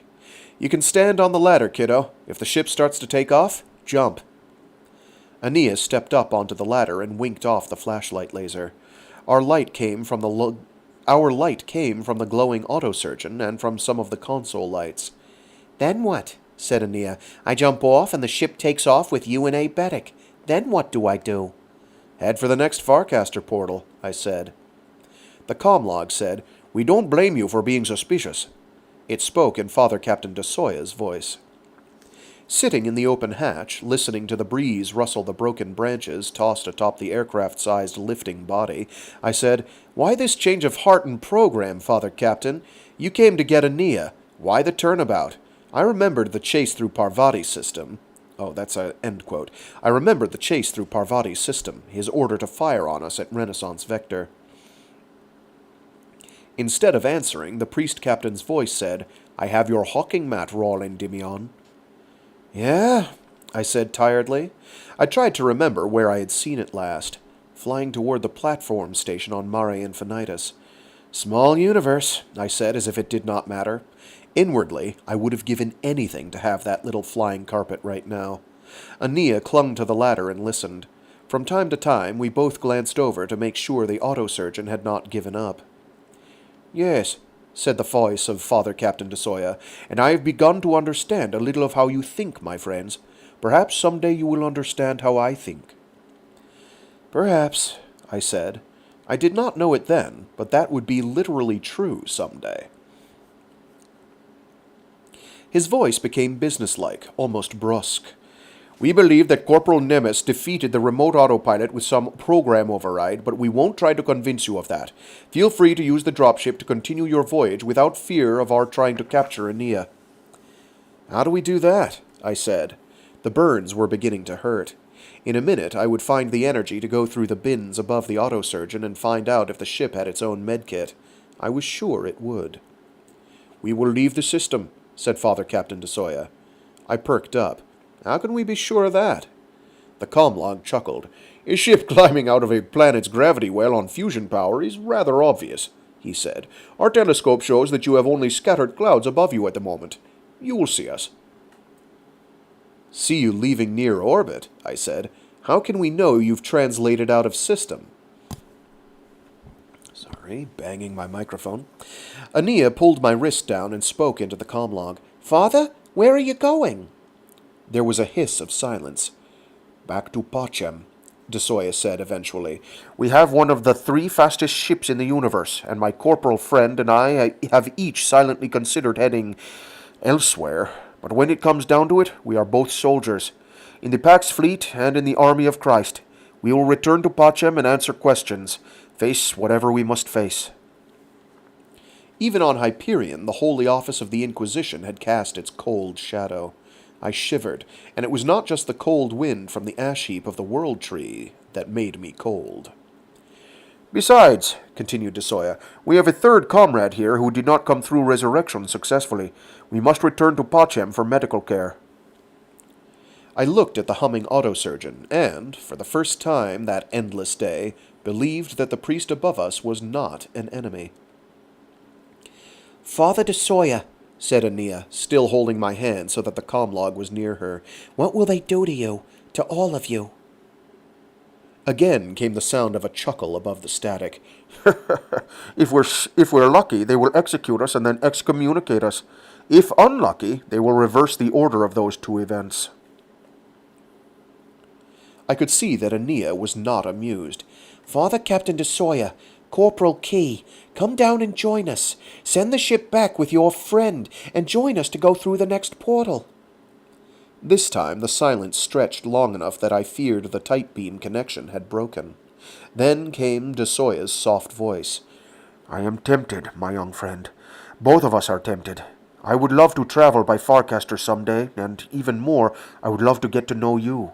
But we are faithful servants of the Church, my dear, and our duties are clear. It is my hope that this aberration that was Corporal Nemes was a mistake. We must return if we are ever to know. Suddenly there was a burst of light. I leaned out of the airlock, and we both watched the blue-white fusion tail cross between the scattered clouds. Besides that, came de Soya's voice, strained now as if under a G-load, we really do not have any way down to you without the dropship. The Nemes person slashed the troopers' combat suits, so even that desperate attempt is not an option.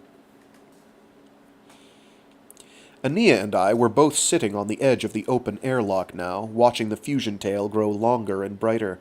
It seemed a lifetime since we had flown in our own ship. A thought struck me like a blow to the stomach, and I lifted the comlog.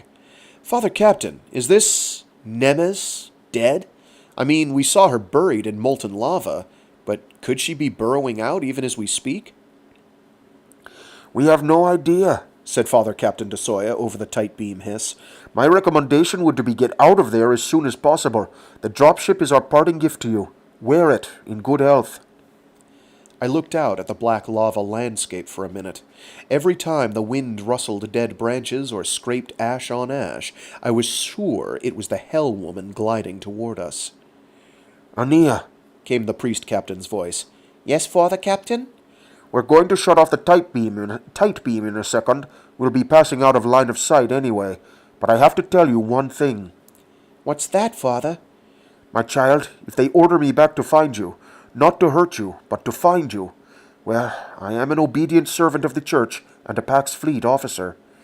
I understand, Father, said Aenea. Her eyes were still on the sky, where the fusion tail was still fading near the eastern horizon. Goodbye, Father. Goodbye, Corporal Key. Thank you. Goodbye, my daughter, said Father Captain de Soya. God bless you. We could both hear the sound of a benediction. Then the tight beam snapped off, and there was only silence. Come on in, I said to Aenea. We're leaving. Now. Closing the inner and outer airlock doors was a simple enough task. We checked on the autosurgeon a final time. All of the lights were amber but steady, and then strapped ourselves into the heavy acceleration couches. There were shields to cover the windscreen, but they were raised, and we could see across the dark lava fields. A few stars were visible in the east. Okay, I said, looking at the myriad switches, disk keys, touch plates, holopads, monitors, flat screens, buttons, and gewgaws. There was a low console between us and two omni-controllers there, each with finger insets and more disk key patterns. I could see half a dozen places where one could jack in directly. Okay, I said again, looking at the pale girl dwarfed by her padded chair. Any ideas? Get out and walk, she said. I sighed. That might be the best plan, except for... I jerked my thumb back toward the humming autosurgeon. I know, said Aenea. She sagged in the heavy straps. I was joking. I touched her hand on the console. As always, there was a jolt of electricity there, a sort of physical déjà vu. Pulling my hand away, I said, God damn it, the more advanced a technology is supposed to be, the simpler it's supposed to be. This looks like something out of an 18th century old Earth fighter plane cockpit. It's built for professionals to fly, said Aenea. We just need a professional pilot. You have one, chirped the comlog. It was speaking in its own voice. You know how to fly a ship? I said suspiciously. In essence, I am a ship, the comlog said primly. The clasp panel clicked open. Please connect the red filament jack to any red interface port. I connected it to the console. Immediately, the panel came alive. Monitors glowed. Instruments checked in. The dropship's ventilators hummed, and the omnicontroller twitched. A flat-screen monitor in the center of the dash glowed yellow, and the comlog's voice said, Where do you wish to go, Endymion? Aenea? The girl The girl spoke first. The next forecaster, she said softly. The last forecaster.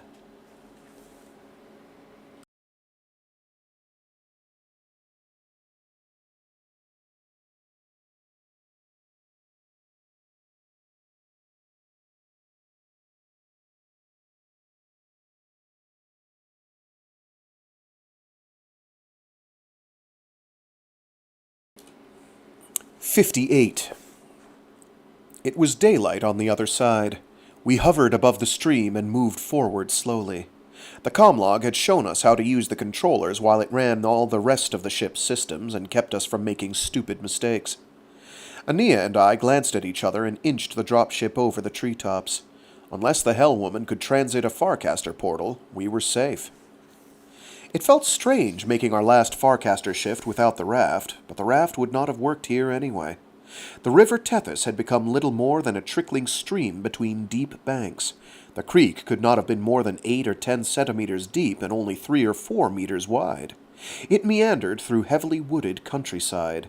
The trees were strange, but familiar at the same time, mostly deciduous like champa or weirwood, but broad-leafed and expansive like half-oak. The leaves were bright yellow and brilliant red, and carpets of them lined the banks of the stream bed. The sky was a pleasant blue, not as deep blue as Hyperion's, but deeper than most Earth-like worlds we had seen on this trip. The sun was large and bright, but not overpowering. Sunlight came through the windshield and fell across our laps. "I wonder what it's like out there," I said. The comlog, ship, whatever it was now, must have thought I was talking to it. The central monitor pulsed, and data began to flow down it. Atmosphere, 0.77 N2. 0.21 O2. 0.009 AR. 0.0003 CO2. Variable H2O, minus 0.01. Surface pressure, 0.986 bars. Bar. Magnetic field, 0.318 Gauss. Mass, 5.976 times 10 to the 24th kilograms. Escape velocity, 11.2 kilometers per second. Surface gravity, 980 kilometers per second. Tilt angle of magnetic axis, 11.5 degrees. Dipole moment, 7.9 times 10 to the 25th Gauss divided by centimeters cubed. Gauss/centimeters cubed. "That's strange," said the ship. "An improbable coincidence." "What?" I said, already knowing. "These planetary data match almost perfectly with my database for old Earth," said the ship. It is very unusual for any world to match so closely with—" "Stop!" screamed Aenea, pointing out the windscreen. "Land! Please! Now!" I would have smashed into trees on the way down, but the ship took over, found us a flat, rocky spot within 20 meters of the tree-lined stream bed, and set us down without a bump. Aenea was punching the airlock combination while I was still staring out the windscreen at the flat roof of the house beyond the trees. She was down the ladder before I could talk to her. I paused to check the autosurgeon, was pleased to see several of the lights switch to green, and said to the ship, "Watch over him. Keep everything ready for a quick getaway." "I shall, Endymion."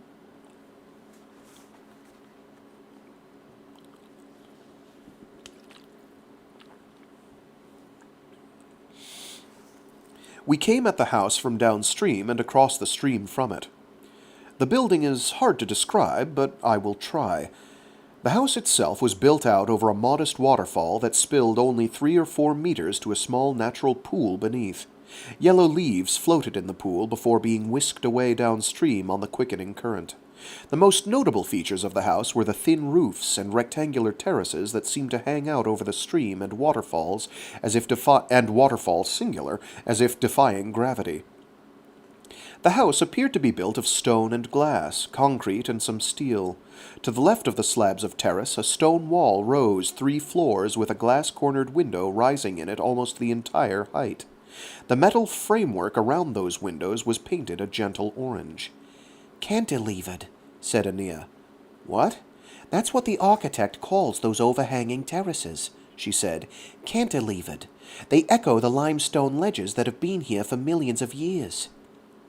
I paused in our walk to look at her. The dropship was out of sight beyond the trees behind us.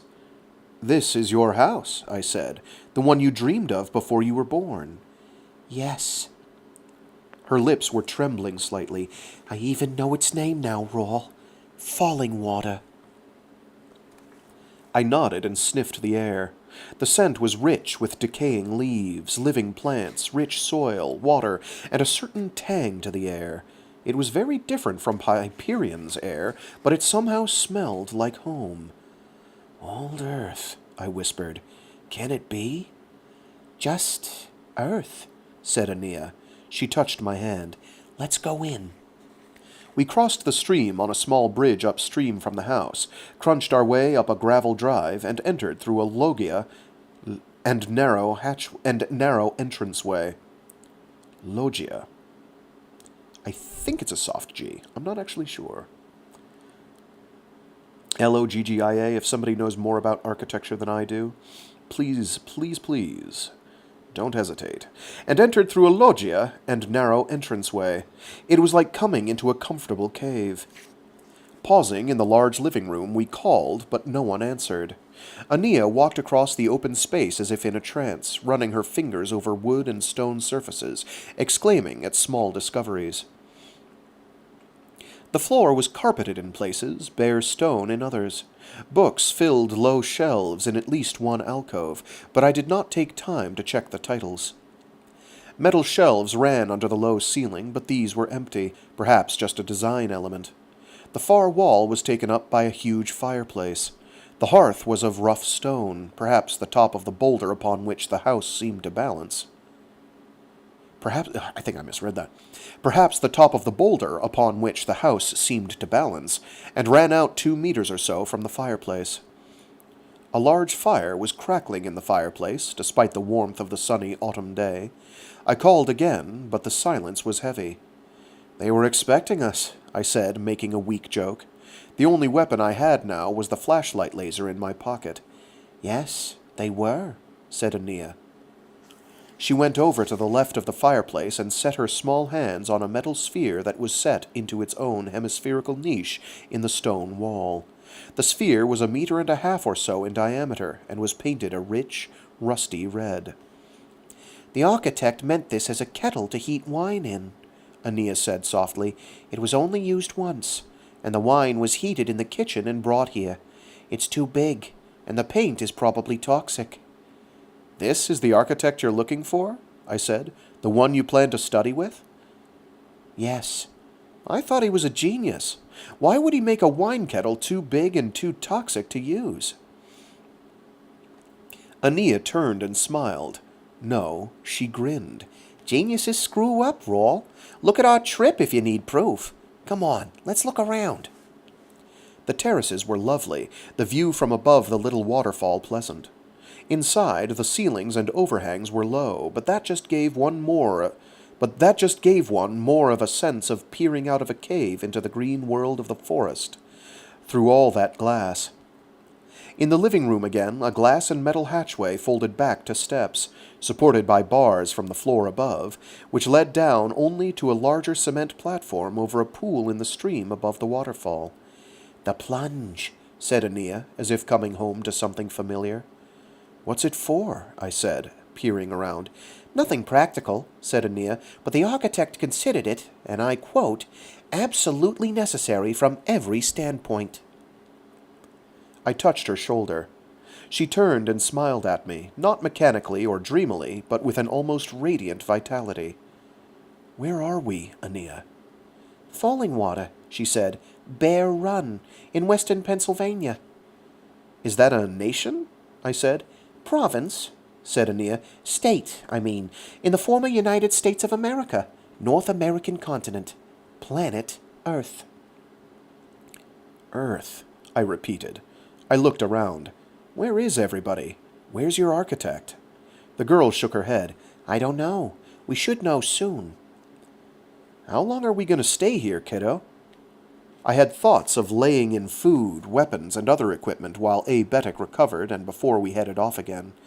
"A few years," said Aenea. "No more than 6 or 7, I think." Years? I had stopped on the upper terrace where we had stepped out at the head of the flight of stairs. Years? "I have to study under this man, Raul. I have to learn something." About architecture? "Yes, and about myself." And what will I be doing while you're learning about yourself? Instead of making a joke, Aenea nodded seriously. "I know. It doesn't seem fair, but there will be a few things for you to do while I'm growing up." I waited. "The Earth needs to be explored," she said. "My mother and father visited here. It was Mother's idea that the lions and tigers and bears, the forces that stole the Earth away before the Technocore could destroy it, it was my mother's idea that they were running experiments here." "Experiments?" I said. "What kind of experiments?" "Experiments in genius, mostly," said Aenea, "although perhaps experiments in humanity would be a better phrase." "Explain." Aenea gestured toward the house around us. "This place was completed in 1937. A.D., I said. "Yes, I'm sure it was destroyed in the 21st century North American class riots, if not before. Whoever brought the Earth here rebuilt it somehow, just as they rebuilt 19th century Rome for my father."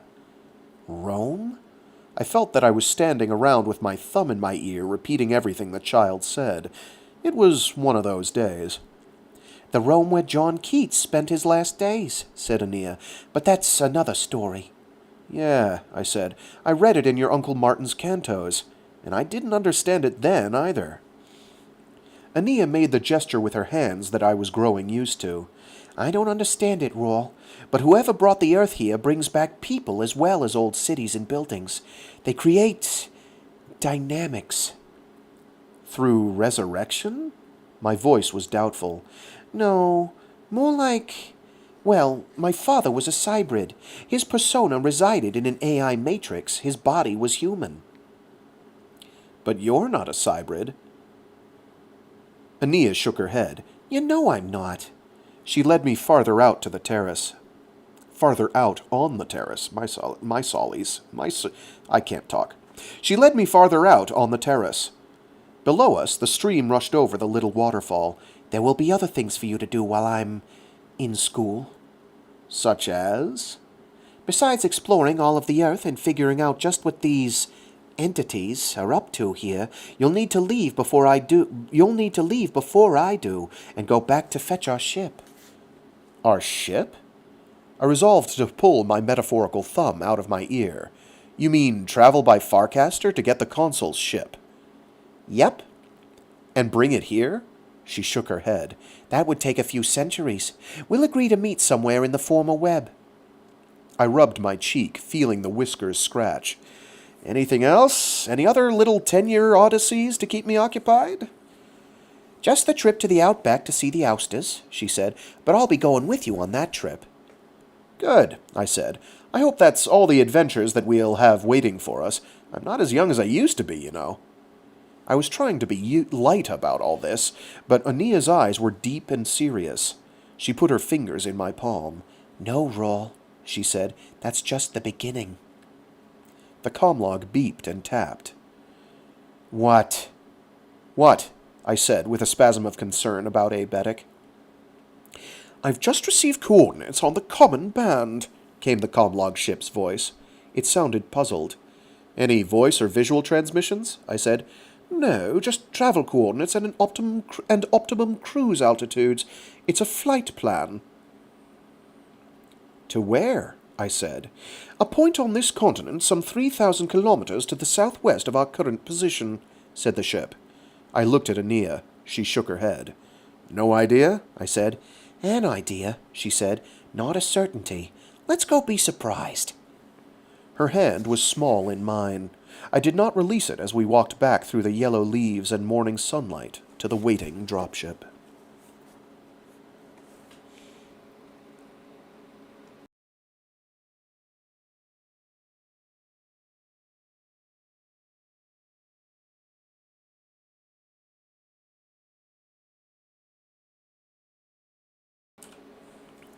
"59.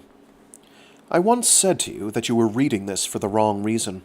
What I should have said was that I was writing this for the wrong reason. I have filled these seamless days and nights and smooth pages of microvellum with memories of Aenea as a child, with not one word of her life as the Messiah whom you must know and perhaps whom you mistakenly worship. But I have not written these pages for you, I discover, nor have I written them for myself. I have brought Aenea the child alive in my writing because I want Aenea the woman to be alive, despite logic, despite fact, despite all loss of hope. Each morning, each self-programmed brightening of the lights, I should say, I awaken in this 3 by 6 meter Schrödinger cat box and find myself amazed to be alive. There has been no scent of bitter almonds in the night. Each morning I fight despair and terror by writing these memories on my test slate, stacking the microvellum pages as they accumulate. But the recycler in this little world is limited. It can produce only a dozen or so pages at a time. So, as I finish each dozen or so pages of memory, I feed the oldest pages into the recycler to have them come out fresh and empty, so as to have new pages upon which to write. It is the snake swallowing its own tail. It is insanity, or the absolute essence of sanity. It is possible that the chip in the text slate has the full memory of what I have written here, what I shall write in the coming days if fate grants me those days. But the truth is, I do not really care. Only the dozen pages of microvellum are of interest to me each day. Pristine, empty pages in the morning, crowded, ink-splashed pages filled with my small and spidery script each evening. Aenea comes alive for me then.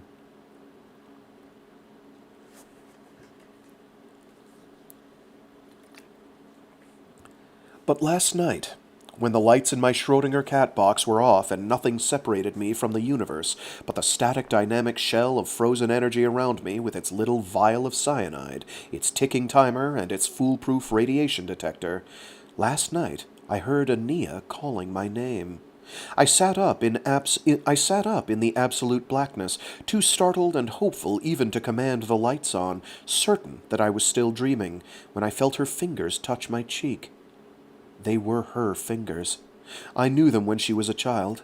I kissed them when she was a woman. I touched them with my lips when they took her away for the final time. Her fingers touched my cheek. Her breath was warm and sweet against my face. Her lips were warm against the corner of my mouth. "We're leaving here, Raul, my darling," she whispered in the darkness last night. "Not soon, but as soon as you finish our tale, as soon as you remember it all and understand it all." I reached for her then, but her warmth was receding. When the lights came on, my egg-shaped world was empty. I admit that I paced back and forth until the normal waking time arrived. My greatest fear these days, or months, has not been death. Aenea had taught me how to put death in perspective, but insanity. Madness would rob me of clarity, of memory, of Aenea. Then I saw something that stopped me. The text slate was activated. The stylus was lying not in its usual place, but tucked behind the slate cover, much as Aenea had kept her pen folded away in her journal during our voyages after leaving Earth.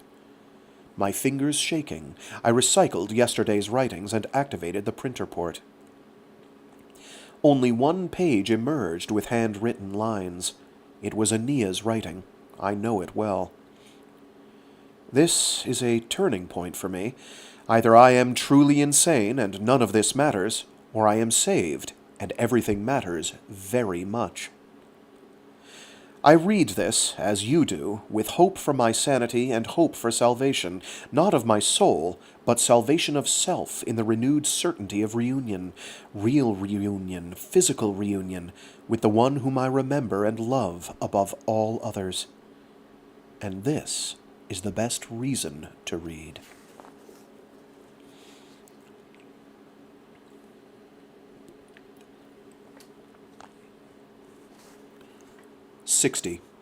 Raul, consider this a postscript to the memories you wrote about today and which I read tonight. Years ago, those last 3 hours of our first journey together, when you, my darling Raul, and dear sleeping Abedic and I flew the dropship southwest toward Taliesin West, and my long apprenticeship there, I longed to tell you everything that day.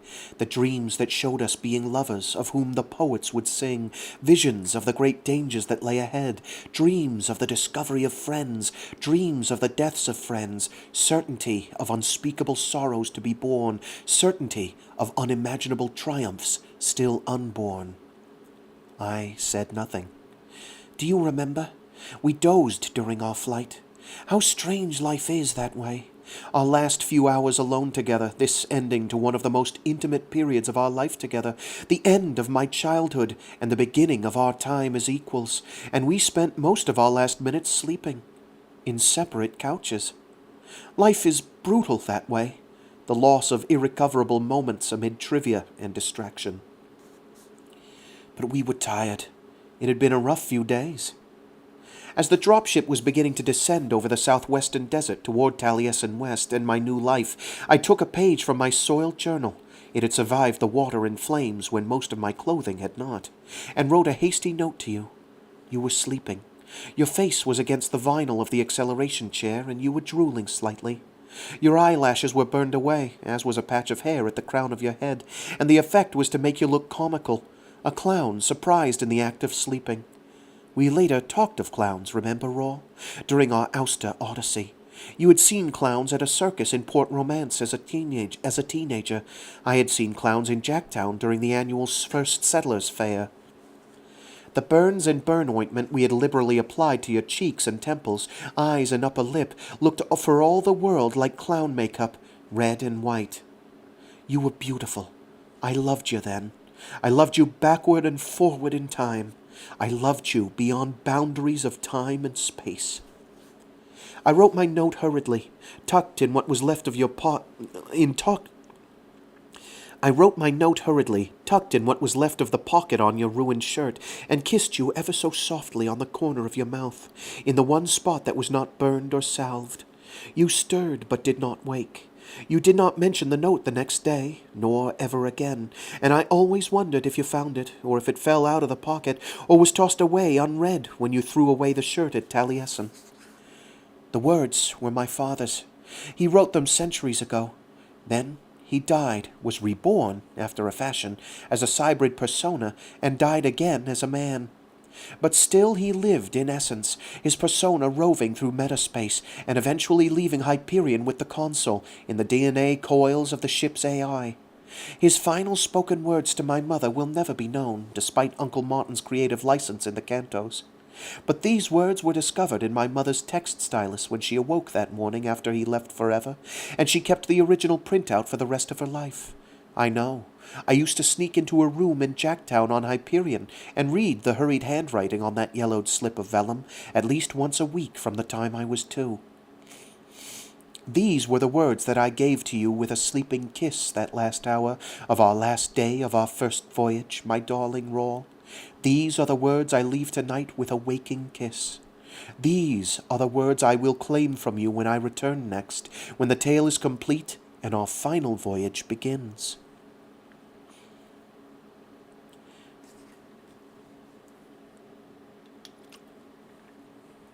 A thing of beauty is a joy forever.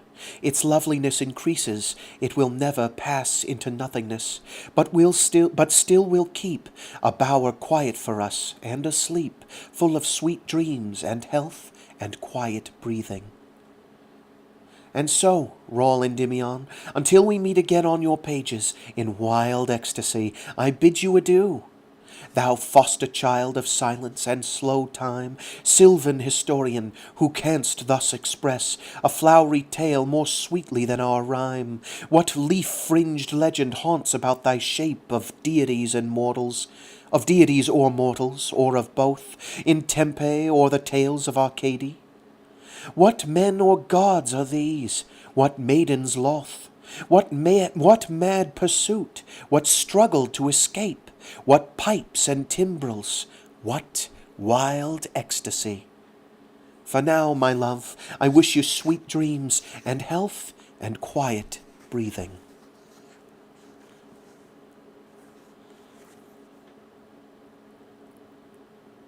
And that was Endymion by Dan Simmons. And that is where we'll call it for today. Quite a little epilogue there. Some foreshadowing occurring. I know a bit about architecture, but not so much, And about the person that she's referring to when she mentions Taliesin, which, of course, is... I had to look up how that was pronounced. So if you know anything about a big name in architecture around the middle of the 1900s, you probably have some idea who the architect she's looking to find is. More on that later. I do not know what my schedule for next week looks like yet, but I will post it in the Discord as soon as I know. So yeah, Endymion, the first book, is done. We still have The Rise of Endymion, and we have a lot of emotional roller coasters to go through. It is still a road trip, as has been somewhat intimated and foreshadowed, but it starts off more or less static for a while, but then kind of takes off. We also get kind of into the metaphysics and philosophy and metaphilosophy of the Hyperion cantos as told by Aenea. Got it in one optical antenna, got it in one. Before you get too concerned about the character of Frank Lloyd Wright and what that might mean for Aenea, don't worry, we'll get into that. This will be discussed. We're not going to act like Frank Lloyd Wright was a perfect person. But he is a very useful person if you're trying to learn architecture, for sure. So you have some idea. You get it. So yeah, as soon as I know what my schedule is, hopefully I'll know that tomorrow. For next week, I will make it known in the Discord, and we will plan accordingly. Other than that, yeah, we'll just be moving on to The Rise of Endymion. I'll have to remember to change the title string. He loved to cantilever. Heyo! He certainly did. He's got a fairly dark history, as it turns out. I didn't know just how dark until I read up on him a while ago. Because someone in my orbit had expressed an interest in his architecture. I was like, oh, who is this guy? And then I was like, oh, dude. And then it was like, oh shit, things get dark quick. And then they get dark again. And it's like, good golly, Miss Molly. People hiding in furnaces and murder of entire sections of the family. Really, really bleak. But he himself, an interesting character. So yeah, more road trip. We haven't seen the last of the Shrike. And we haven't seen the last of the Technocore. They will be taking a somewhat more vocal and active role as things move forward, as has been intimated. I don't think that's much of a spoiler. It's not a spoiler. It's pretty clear they're taking a more active role. So yeah, I guess with that, I'll leave you all to it. Yes. Oh, no kidding. I had a friend who lived in one of his houses in Texas. I knew he had a couple down there. That's very cool. But yeah. Geez, we got a lot. I'm still debating whether or not I'll read... Actually, give me 1 sec here. Give me 1 sec here.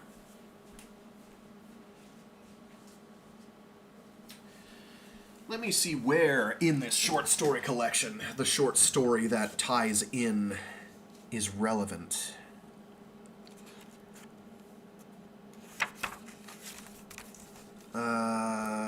It's sort of a distant sequel of sorts to Endymion and the Hyperion Cantos.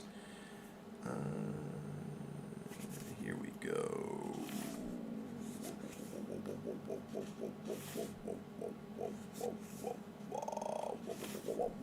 Come on.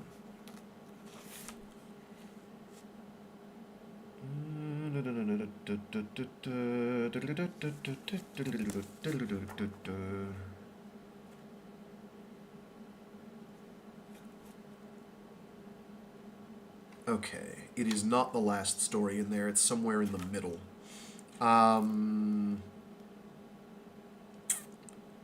It's like 60 pages. We might be able to bang it out in one. It'll be kind of a long one, though.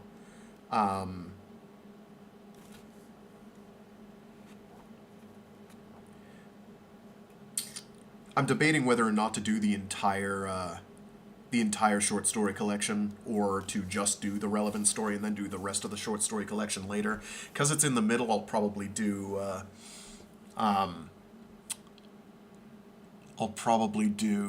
the whole short story collection because it's the second one in, and I might as well do the others. The short story after that one is actually dynamite. All of the ones in this collection, the collection is entitled Worlds Enough and Time, and the short story in question is, I believe, called Orphans of the Helix.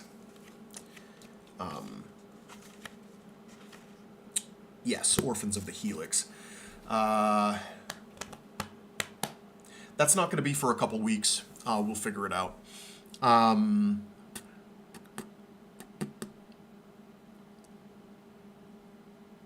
Yeah, I might also wait and do it like after I get through Sighteen and the other. I don't know. I'll mull it over. I'll think about it. Let's see. How far along are we? Yeah. I knew the second book is a bit longer. It isn't as much longer as I thought it was. It'll be a bit longer, a few more installments than at least 2 more, I would think, than we had for Endymion, for Rise of Endymion. So we'll figure that one out as we go. Right now, yeah, the basic game plan is get through that, tentatively do this short story collection, Worlds Enough in Time, and then we'll be Simmonsed out for a while, because I've got a bunch of his stuff that I've got to actually read on my own, reread in some cases, in the case of The Terror and Love Death, or not Terror and Love Death, Terror and Carrion Comfort, which I'll get around to at some point. I still have to read Ilium and Olympus for the first time before I can get around to reading that on stream. So after we get through Endymion and the short story follow-up, or Rise of Endymion and the short story follow-up, I'll either do a Greg Egan novel in between as a palate cleanser and then move on to Sighteen, or go straight to Sighteen and then Regenesis. After Regenesis by C.J. Cherry, probably most of the rest of the year I'm not going to commit to doing a ton of books, or a ton of books like series. I'll just do like individual affairs, because I got a bunch of those that I'd kind of like to get around to doing. I'm not going to overcommit to doing a series I want to kind of take it a little easier this year rather than committing to doing like 2 or 3 substantial series in one go, one after the other, all intermingled. And we'll see how that goes. So there. I actually think it was one of his students, but it had a few cantilever patios that were always under maintenance. Oh, no. Oh, dear. It may be an architectural marvel, but if it's not well maintained, it can be problematic. Anyway, with that, I will leave you all to it. I will see you when next I see you. I don't know when that will be, but sometime next week. Might be Saturday, might be Monday, it probably won't be Sunday. Saturday would be this week, though, Frag. You know this. I don't think it'll be Saturday, though. So we'll see. We'll figure out what it is, and I'll post it accordingly. I've got to get around to doing the updating the playlists. I'll do that.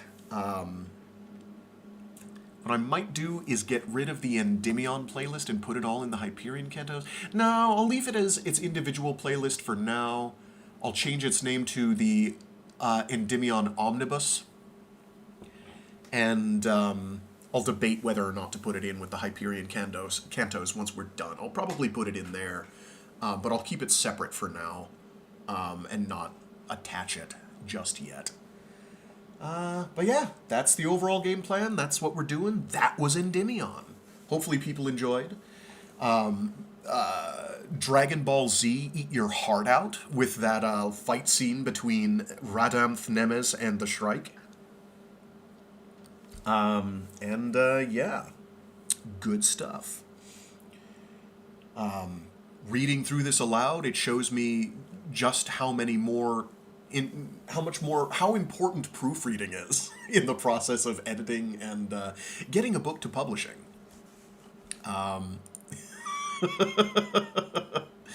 Some of it is like, oh, okay, there's like a degree of, this is a given. It's odd because the character writing it is writing it in a certain way. So it's got a somewhat different format from, say, Hyperion, in terms of how long sentences are, in terms of some of the word choices. Some of it is, like in the case of that poem that got like 2 lines mangled, that portion, stanza? That snippet of Endymion, the poem, that got mangled partway through, that could have used better proofreading. I think it's, at one point I had like a love note attached in here, and I think I just removed it. Like I didn't write anything on the book, but I had like a sticky note or piece of paper with what was supposed to go on there, because it was like, oh no, I remember this one. How could you be foiled? But anyway, I can't promise I'll catch any of the other ones if there are other ones further down the pipe. But if it looks weird, I'll try and find what the actual written text should be and go from there. Anyway, with that, I'll leave you all to it. Stay safe, stay sane. Depending on where you are in the United States, if you're in the United States, there's some interesting weather moving around.